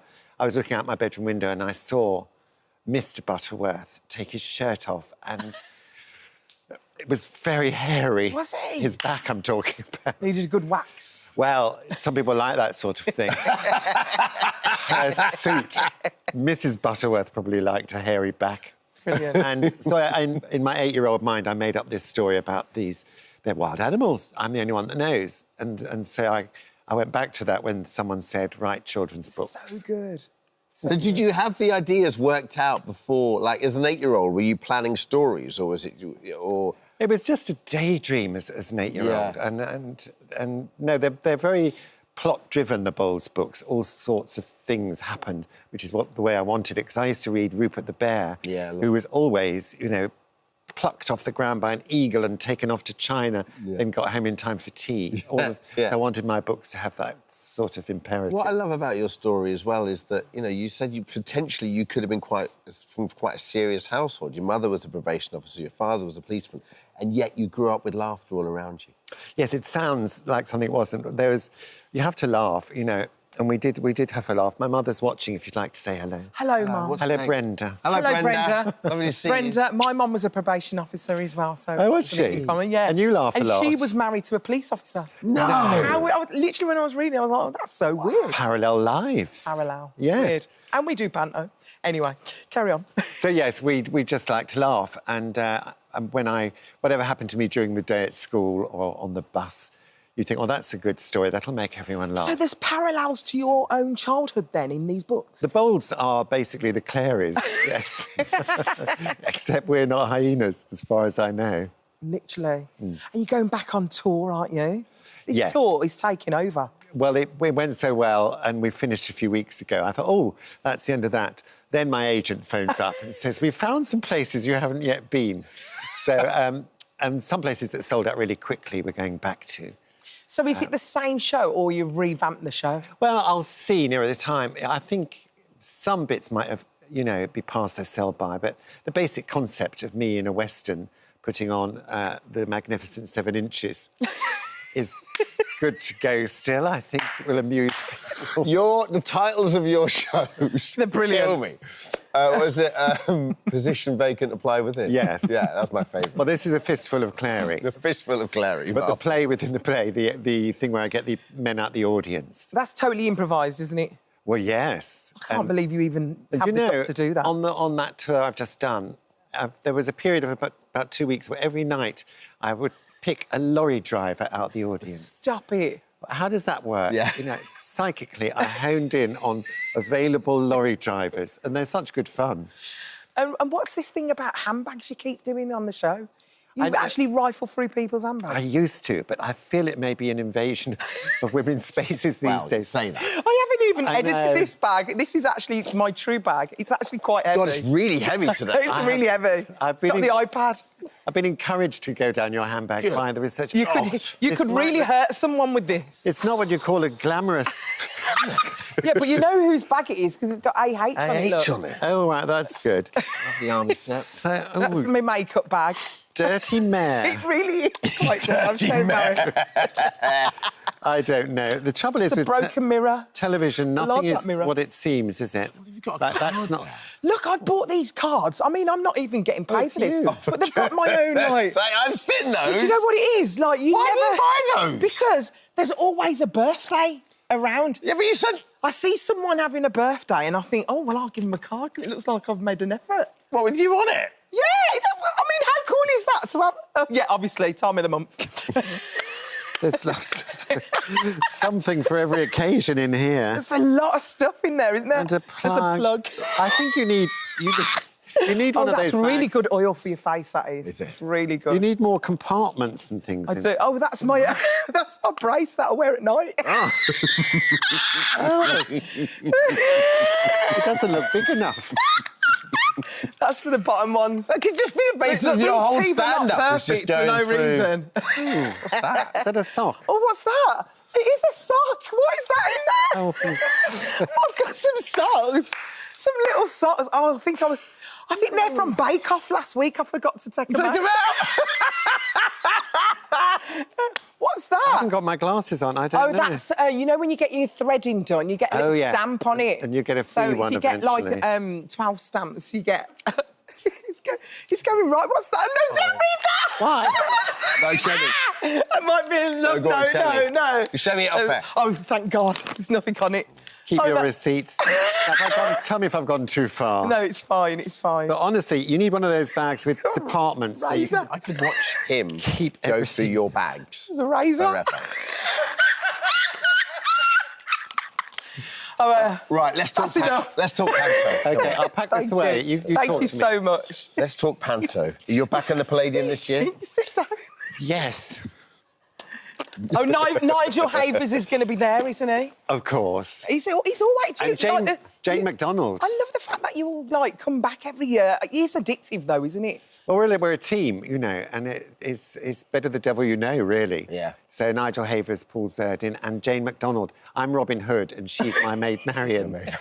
So there'll be lots of cruising references, I expect. Oh my God. Do you write it as well, Julian? Do you? I write my bits. Do you? Yeah. Yes. And the costumes are film. phenomenal, aren't they? Hugh Durrant makes the costumes, designs the costumes, and they are, you know, each year more outrageous. Well, Robin Hood isn't quite. It's not actually that over the top. I bet yours is going to be really over the top, isn't And it? I don't look good in green, so it's a worry. We're going to have to. Yeah, what are you going to do? I don't know. I'll leave it to the creative people. Do you love it every year? Like, would you? I do love it. You know, it's. I'm lucky as well. I appreciate my luck in being at the Palladium. This is the 9th year, and with that budget and with my friends and making people laugh.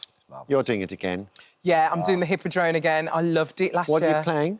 I'm playing the Magical Mermaid. I think they've just created this character for me. In Peter Pan. I'm a mermaid. We did Peter Pan last year. There is no mermaid. Is there not? Well, this year there is.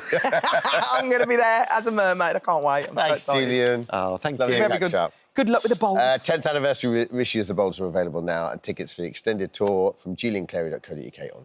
Hi, everyone. Just wanted to say thank you for visiting our This Morning YouTube channel. Now, listen, we upload new content every day, so go ahead and hit that subscribe button so you don't miss out. And we'll see you in the morning. Picturesque county, best known for its quaint pubs, its rose-covered villages, but it's not exactly the safest place to live in the world. No, it really isn't. Over the last 3 decades, the Deadly Village has seen more than 388 murders and an additional 250 attempted murders. But luckily, our next guests are always on hand to solve the crime. Yeah, and now Neil Judgeon, who of course plays DCI John Barnaby, and Nick Hendricks, who plays DS Jamie Winter, are back on the beat for a brand new Midsummer Murder. Morning, you two. Morning. Morning. Morning. It's so How good are to you? see you How are both. you too. I can't believe we're heading towards 30 years, 23 series. Well, we're heading towards 30. 30 years is still a little way away, isn't it? It's a little way off. Yeah, but ain't far, is it, Mam? No, maybe not. No. You can touch it. You make it sound worse than it is. Though. When you say, It's a resounding success. There's been 350 murders in Barnaby. It's over like, as you say, it's over like 30 Over time. years. It's over a very Yeah. large county. It's not so many really. It is a normal. It is a county. We need to always. And it's a add that, county. you It's see. a It's very, a large county. area. It's a big area. statistically, Yeah. it's There's a lot of people there. You never hear about all the people who don't get killed, do you? They make a big fuss Thanks to about them, it. they're fine. Yeah. OK, well, let's talk about someone that does get killed. It's back on the screens tomorrow night. There's a murder involving an ex-policeman. Oh, yes. Flesh out the bones a little bit of the episode. Go on, Debt of Lies. Debt of Lies. That's what it's called. It's called Debt of Lies. Yeah, it's a sort of police-on-police situation. There's an old retirement home for veteran policemen, and we come in. There's a murder sort of at the beginning. Happens. A bad thing happens. 2 policemen turn up and essentially save the day. And we've got some lovely actors in it as always. We've got a wonderful guest cast that we always have. Tom Conti, particularly, sort of leading the way. And there's always a B story, which Neil is. The B story. The robbery. The robbery. Oh, It's on the tip of my tongue. There's another. The robbery. What we do quite often in Midsummer, what you might notice is that there's something that happened in the past that then has all sort of gone quiet and disappeared and nobody knows what's happened. And then 20-odd years, 25 years later, we come back and we go, hang on, is this connected to what's happening now? So there's another story in this where the young PC Barnaby, as a boy, was on the fringes of an investigation into a very big and famous bank robbery, which was investigated more seniorly by a couple of people who are now in the retirement home. Right. So it's Barnaby revisiting his past and the police investigating and police that he looked up police. to and sort of mentor figures. My mentor, Barnaby's mentor figure in that time was a character played by Tom Conti. Who plays the young Barnaby? Who do we? Who, were you involved in the casting? The young Barnaby. What are you Paul talking Mescal, was it? Who plays the young Barnaby? I just part my hair differently. And I'm still playing the young Barnaby. Thank you. Just changing clothes. Let's have a little chat. We don't get the full flashback. That would be fun. No, that see would a real, be, yeah. yeah. We could do de-aging, the de-aging, technology they do now. Yeah, you used to have to do it with all, you'd have bits of toothpaste No, they can things and a computer wig and all generate that. it now, You can't don't, they? not in the old days. It was all very. They're doing that for me and Dermot right now as we speak. Are they? Keep it coming. How is it working with each other? I mean, Nick, could you critique Neil? Tell me, what do you think of his performance, just out of interest? Well, if he would give one, I mean, I would. If he would give one. I love Neil. Neil's a great. He's an inspiration. He's a mentor figure, really, father figure. Learned so much from him, both about acting and life. He's doing his own stunts. He does all kinds of stunts. He's got a bit of a dodgy knee, but as long as the knees are right, and his elbow, your elbow. That's where you did your knee. He did a bit of chasing after. I can't tell you who we're chasing after. We did some chasing. There's a bit of a chasing, and they said, "OK, well, Nick's going to chase him all over Berkshire, and Neil, you've just got to run round the table." So I do that. A brisk walk. It was a brisk walk, and I did it. Come back here, you bounder. I did it 3 or 4 times, and it all went fine. Yeah. And then that night I got on and went, my knee. Really done myself in. It's still bad 2 years later. Yeah. You're joking. I've not put a claim in. It's very dangerous where there's being a blame, TV detective. there's always a There's claim. always, yeah. Nick, you're doing some stuff. Are you doing some stunts? I try and do some stunts, but I always feel bad. Have you done, Nick? Well, in the You saved Rod Gilbert's life. God, I did save his life in the second, because there's 2 episodes coming out, and the other one is all about a bakery, basically, sort of a working mill. It's a wonderful sort of eccentric story, as always. And essentially, there's one big bit where this lovely actor, Rob Gilbert, is being drowned, essentially, being pulled by a... Don't give too much of that. Well, Don't tell the story. Yeah, I don't want to tell the whole story. Don't But tell anyway, that. he's being Don't pulled tell by a anything. rope towards an Archimedes screw, which is this big sort of part of the mill. Yeah. Essentially, he's being pulled, then the water's pushing against him, and I basically have to run down the side, jump in, You're save telling him. He's telling them too much, don't No, they? no, won't come on. watch. It's good. When I you feel like see they've it already live, seen it. I want to will see watch it now. I want to watch now. The investigation into the police retirement home is tomorrow night. We don't. on ITV. You stepped. Yeah, never mind that one. Did you nearly drown? That's all I want to know. Was you all right? We both know. Yeah, it was fine. It was actually just a lot harder than I thought it was going to be. I was quite sort of like, yeah, whatever, it'll be fine. Pretty good at swimming. I love your cameo. And it was really quite... difficult. It was quite taxing. By the end of it, I was like, that was quite hard work. But hopefully that means it'll look good. Guys, Which your cameo we'll is brilliant. find out. Rod Gilbert, and then looking down here, Orlando Bloom, Hugh Bonneville, Olivia Colman, Hannah Waddingham. Do you, did you know quite early on who it's going to be, or do you just sort of turn up to the reading room and go, we probably find out a couple of weeks beforehand who's We try coming and up in the ask, next episode. We're a bit excited about it. Well, you want to know the world of the episode, or what's it all about? It's pets, or it's whatever it is, chocolate or rugby, and then the other thing usually is like, who's in it? And those are the things that we get excited about. It's exciting to know who we're going to have and who we get to work with, because we get the joy of working with all these different amazing actors each time. People. And they change every 4 weeks when we you get guys, to do do another. you ever do conventions and stuff? Because 23 series No, down we there, like don't. that's We a huge fan base. We don't do conventions. We don't do conventions, but I'm sure we could squeeze it into our busy schedule if anybody's got any ideas for anything they need signing or anything like that. Anyway. I know a wedding they're looking for some actors. There's a what? A special wedding at the moment that they're looking for. We did an episode. We did an episode. With Kelly Brook got murdered. She got killed at the wedding. Kelly Brook got killed before the titles, I think. I mean, it's not every show you'd get Kelly Brook in your show. It's mad. Bump her up before the titles. You could have anyone in. You could have Dermot O'Leary in your show. YouTube. We've got an eye on YouTube. We were just spitballing an episode. I think was going to. I think we've got it down, haven't we? Yeah. I get killed by a safe. Oh, you've blown it. Oh, no. Now we need a new episode. No. We can change it. Did you boys watch the football last night? You're a football fan, right? Oh, no, I've recorded it. Don't tell me what. I'm watching it. Well, let me tell you, it's all going to be fine. OK, brilliant. Lovely, happy Very ending. excited to see what happens. If you're from Spain. So tomorrow, 8:15, ITV1, ITV... 8:15, is it? Yes, 8:15. Did you not know that? That's weird. 8:15, ITV1, ITVX, Midsummer Murders. What time did you think it was? I thought it was 8 o'clock, but it's usually on. I wanted to keep them waiting just a little bit longer. A little bit longer. Yeah, teaser, yeah. And then the following Tuesday, there's another episode on at 8. Yeah, 8:15 or something like that. Or you can get it on catch-up. Thank you so much for visiting our This Morning YouTube channel. We upload new content every single day, so go ahead and hit that subscribe button, and we'll see you in the morning.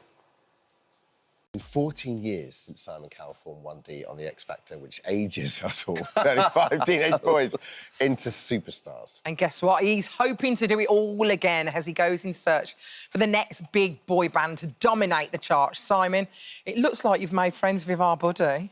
I know. If it was lovely, a isn't dog band, I mean, he'd Just be be in. it. That's a good idea, Simon. Well, Do a dog band. it'll happen one day. He's so beautiful. He's a Isn't he lovely gorgeous? I've heard about why he's doing it. It's brilliant. Yeah, it's wonderful. He's a good boy. So we should talk about this boy band. Why are you doing it? Why do you need another boy band? Well, there isn't one. I keep thinking and waiting. When is the next kind of big, UK band going to come along? And you were there when it happened. I mean, it is the most exciting thing, honestly, I've ever done.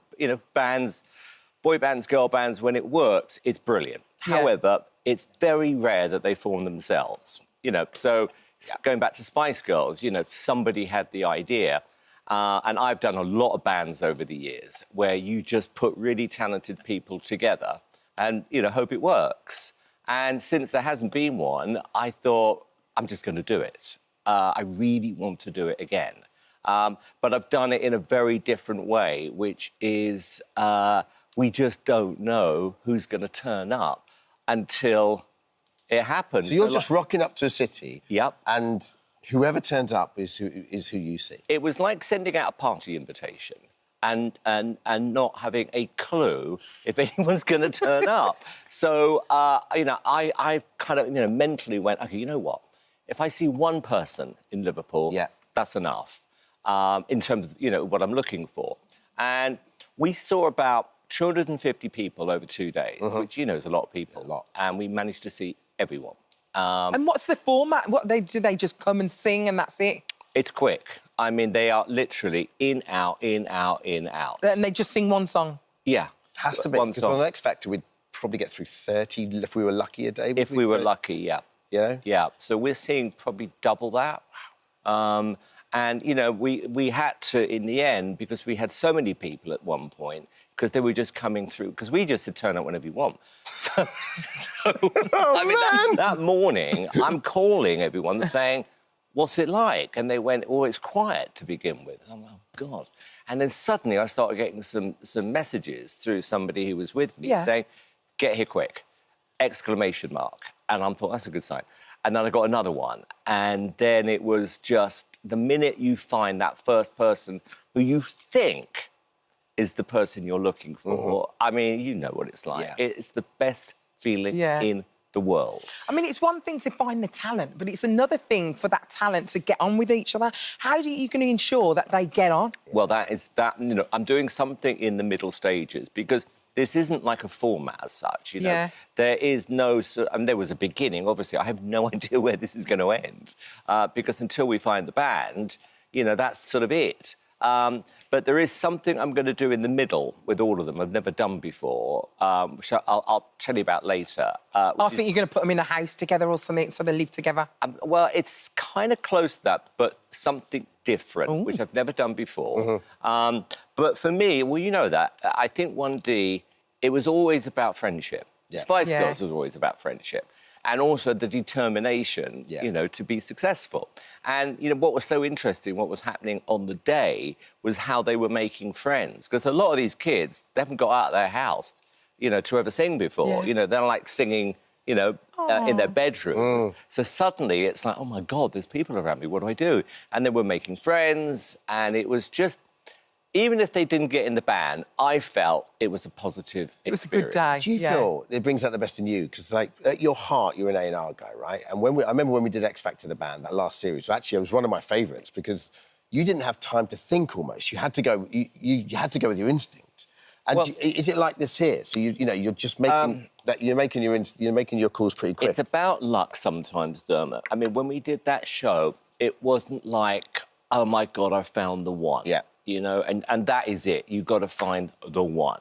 And this did happen with one particular boy where I thought, and I could tell by the energy around, this boy is special. I mean, seriously, seriously good. Yeah.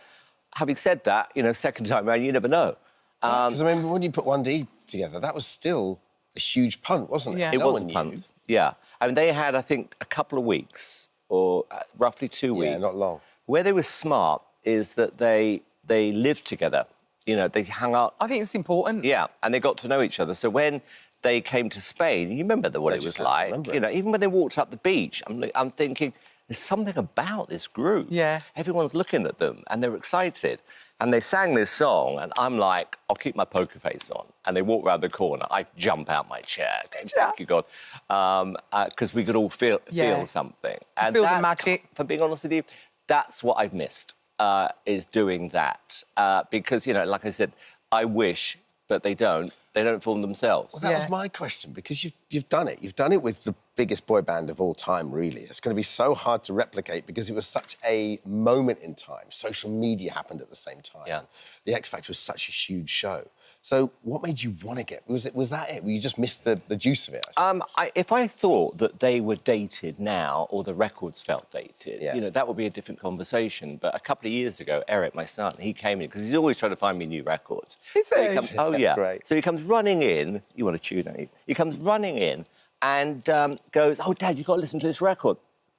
And he plays me a One Direction record. And I'm laughing. I went, he goes, "Why are you laughing?" I said, "Oh, I love it." And he said, "Well, why are you laughing?" I said, "Well, I know this band." He goes, no, you don't. I go, "Yes, I do." Did he think he discovered that? Well, sort of, yeah. And then, of course, you know, all of his friends are playing the One D records, you know, because the records still sound great. they still sound and look, you know, if we got them together, which we weren't, but if we did and put their concert on sale now, it would be giant. Probably the biggest concert stadium. What, if you put them back together? Oh, my God, are you kidding? Yeah. We would sell out stadiums all over the world. I don't think it's going to happen, but I'm just saying if they did. Do you have any regrets surrounding them at all? I wish I'd owned the name. What, One Direction? Yeah. Why did you not do that? That's a classic him answer, by the way. So most like, wish I owned the name so I could do some other stuff with the name, basically. What could you do with the name? Like ABBA, you know the ABBA thing, Do whatever you know? you wanted. I'd do that. Oh, I get it. Yeah, and I wouldn't have to ask anyone. Oh, God, yeah. Yeah. Got ya. But other than that, no. I mean, some of my best memories of my career were around about that time. It was just exciting. Really special, wasn't it? It was special. And, you know, when we saw 20 fans grow into 40 fans, and then suddenly 100, and then it went to 2,000, and the fans were kind of like really the ones who were making it work all over the world. I mean, and being part of that, it was thrilling. Yeah. Simon, there could be someone watching you right now who's very talented, Where are you? doesn't know literally what to do. What would you say to them about applying for this show? Honestly, just do it. Because whether it's a yes, whether it's a no, you know this, part of being successful in entertainment is you've got to audition and you've got to experience what it's like to meet people. So whether, you know, like I said, I believe that everyone walked away thinking, I've learned something I didn't know before. And I was really actually very proud of everyone who did bother to turn up, because they were just walking in, you know? Yeah. And I'm like, well, good for you, because, you know, you gave it a go. Yeah. And a couple of the kids, you know, when we said, you're really good, they were like, really? Yeah, I'm like, yes. That's so lovely. Great people with you as well. I mean, we run out of time. I have got a great... Oh, my God. We've got some of the best songwriters of all time helping me out, and producers. So, yeah, it's a big deal. Best of luck, Can I just say, go to simonneedsyou.com. It's got all the details. Thank you, Simon. Good to see you. Thank you so much. Hi, everyone. Just wanted to say thank you for visiting our This Morning YouTube channel. Now, listen, we upload new content every day, so go ahead and hit that subscribe button so you don't miss out. And we'll see you in the morning. At the star of Despicable Me 4, the voice of Gru, Steve Carell, is with us on the sofa. You two were mid-deep conversation during that clip. Yes, we were. For sure, because my boys are like 6 and 8, Milo and James, so they are right in your sweet spot. That is the pocket, yes. I mean, literally, I don't think there's been more shows watched than Despicable Me? We have listened to Despicable Me so many times in the car. Yeah. When the kids were little. Yeah. And you get to memorize, well, all sorts of animation. You get to memorize it as you're driving around. For sure. You hear it for hundreds of hours. For You sure. don't realize it. But your kids actually did the thing where they went, yeah, Dad, that voice works. That was it. That was how it ended up, wasn't it? Yeah, that's how I landed on The Voice. We went in, I did my first recording session. We played around with a bunch of different voices. I came home and I did a few for them, and they pointed to the one that I eventually used. They said, that's good. That's the funny one. Well, that's the thing, because they're always so honest, kids, as well. So were they honest about the terrible ones, too? They are, yeah. Don't do that. Were the terrible ones from different parts of the world? Because sort of Gru's sort of got that sort of strange Eastern European sort of... I don't know what you're talking about. What do you mean? Sort of. It's such a specific accent. Yeah, no, I don't really remember what the other ones were. Brit in there? Was an evil Brit? There was never... No Brits are evil. They're all lovely. Right? There was not an evil Brit. Right. It was always sort of that semi-Slavic, Eastern European sounding thing. It's as if I flew over a huge swath of Europe and said, that's the accent. That'll do it. And then you had to do young Gru and Drew as well. Like, how do you keep them all in your head? Well, you practice a little bit and like in the car on the way in, and then it's so loose when you're in the studio just playing around, and you're by yourself essentially. You're not with any of the other actors, and you have plenty of time to experiment, and you can make lots of mistakes. Yeah. And did the producers say, oh, Steve, I think you've got that a little bit wrong? I mean, he doesn't say it like that. He says it like this. Is there sort of, or is that sort of room for the development of how his accent is? Yeah, I think so. I mean, everyone's sort of guiding each other, and you're always finding new things, and you're improvising. The writing is great, but you're always improvising new alternatives for lines. And the tricky thing is you don't hear any of the other dialogue, so you have to do lots of different versions to kind of sync up with whatever is going to be coming before and after. So Will Ferrell's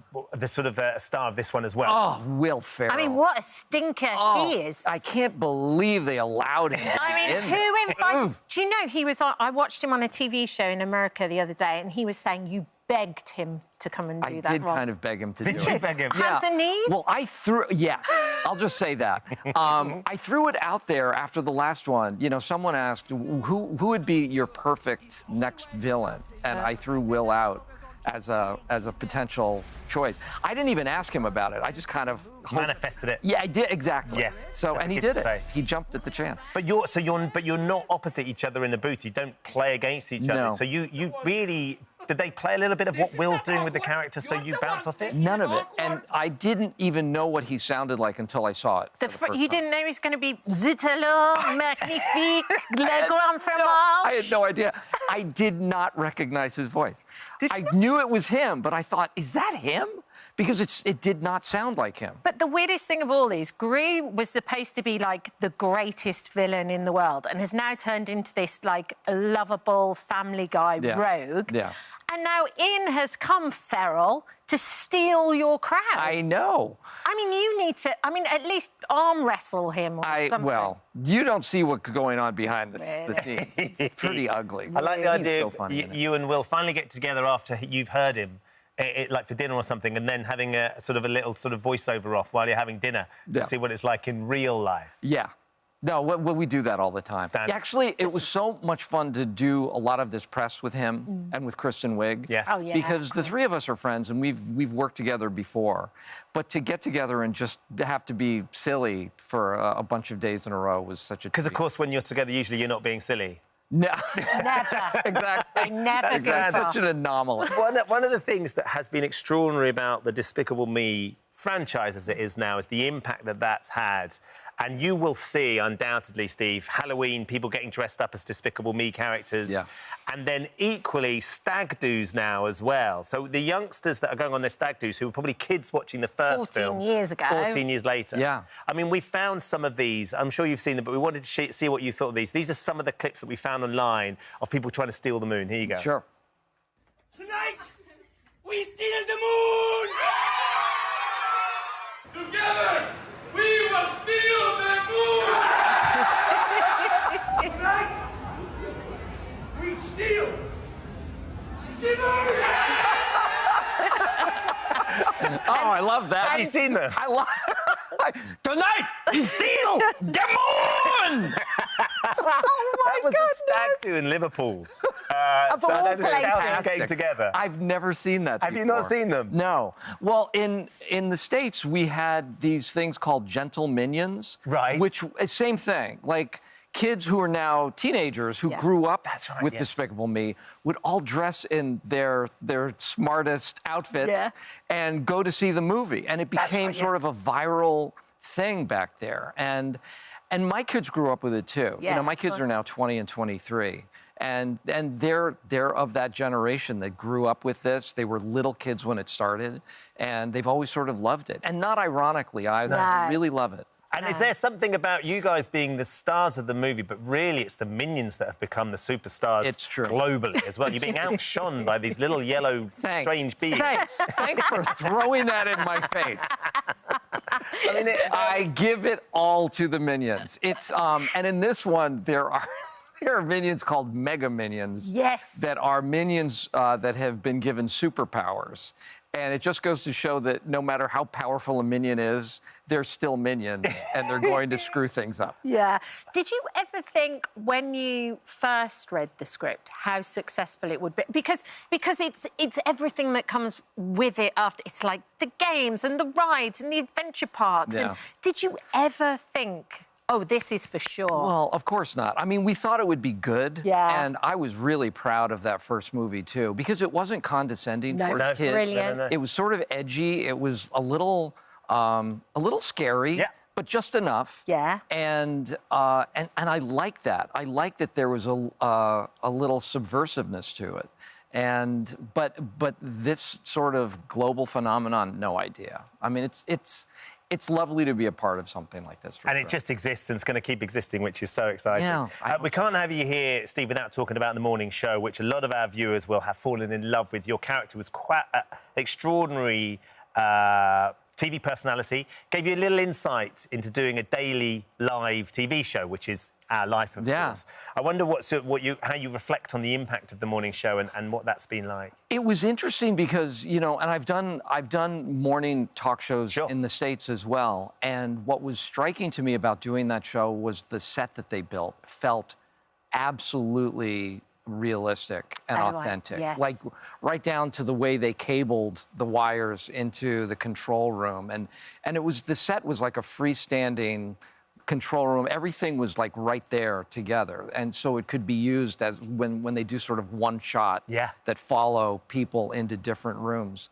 So that was striking. And I think the authenticity of the writing too. They had really done their research. Yeah. And they had a good bead on who these characters might be. And the stories as well, of course. Yeah. Never a dull moment in live daily TV. And they kind of pushed the boundaries too, in terms of the storylines and did it give you a bit more of an insight into sort of what life is like when you're doing the interviewing and having to do all that sort of stuff? I have such respect for you. That's what I'm getting at. I don't know how you do it. No. He didn't until you mentioned the minions and I mentioned Will Ferrell. Tell us how great we are. Thank you. Let's just get to that. Finally, we got there, Steve. That's what we're looking for. Thank you. Thank you so much for coming in. My pleasure. Will you please make loads more? Because I just want to keep watching them forever. I would love to. Yeah. We'll see. Great stuff. Thank you. Thank you. Thank you for visiting our This Morning YouTube channel. We upload new content every day, so go ahead and hit that subscribe button so you don't miss out, and we'll see you in the morning.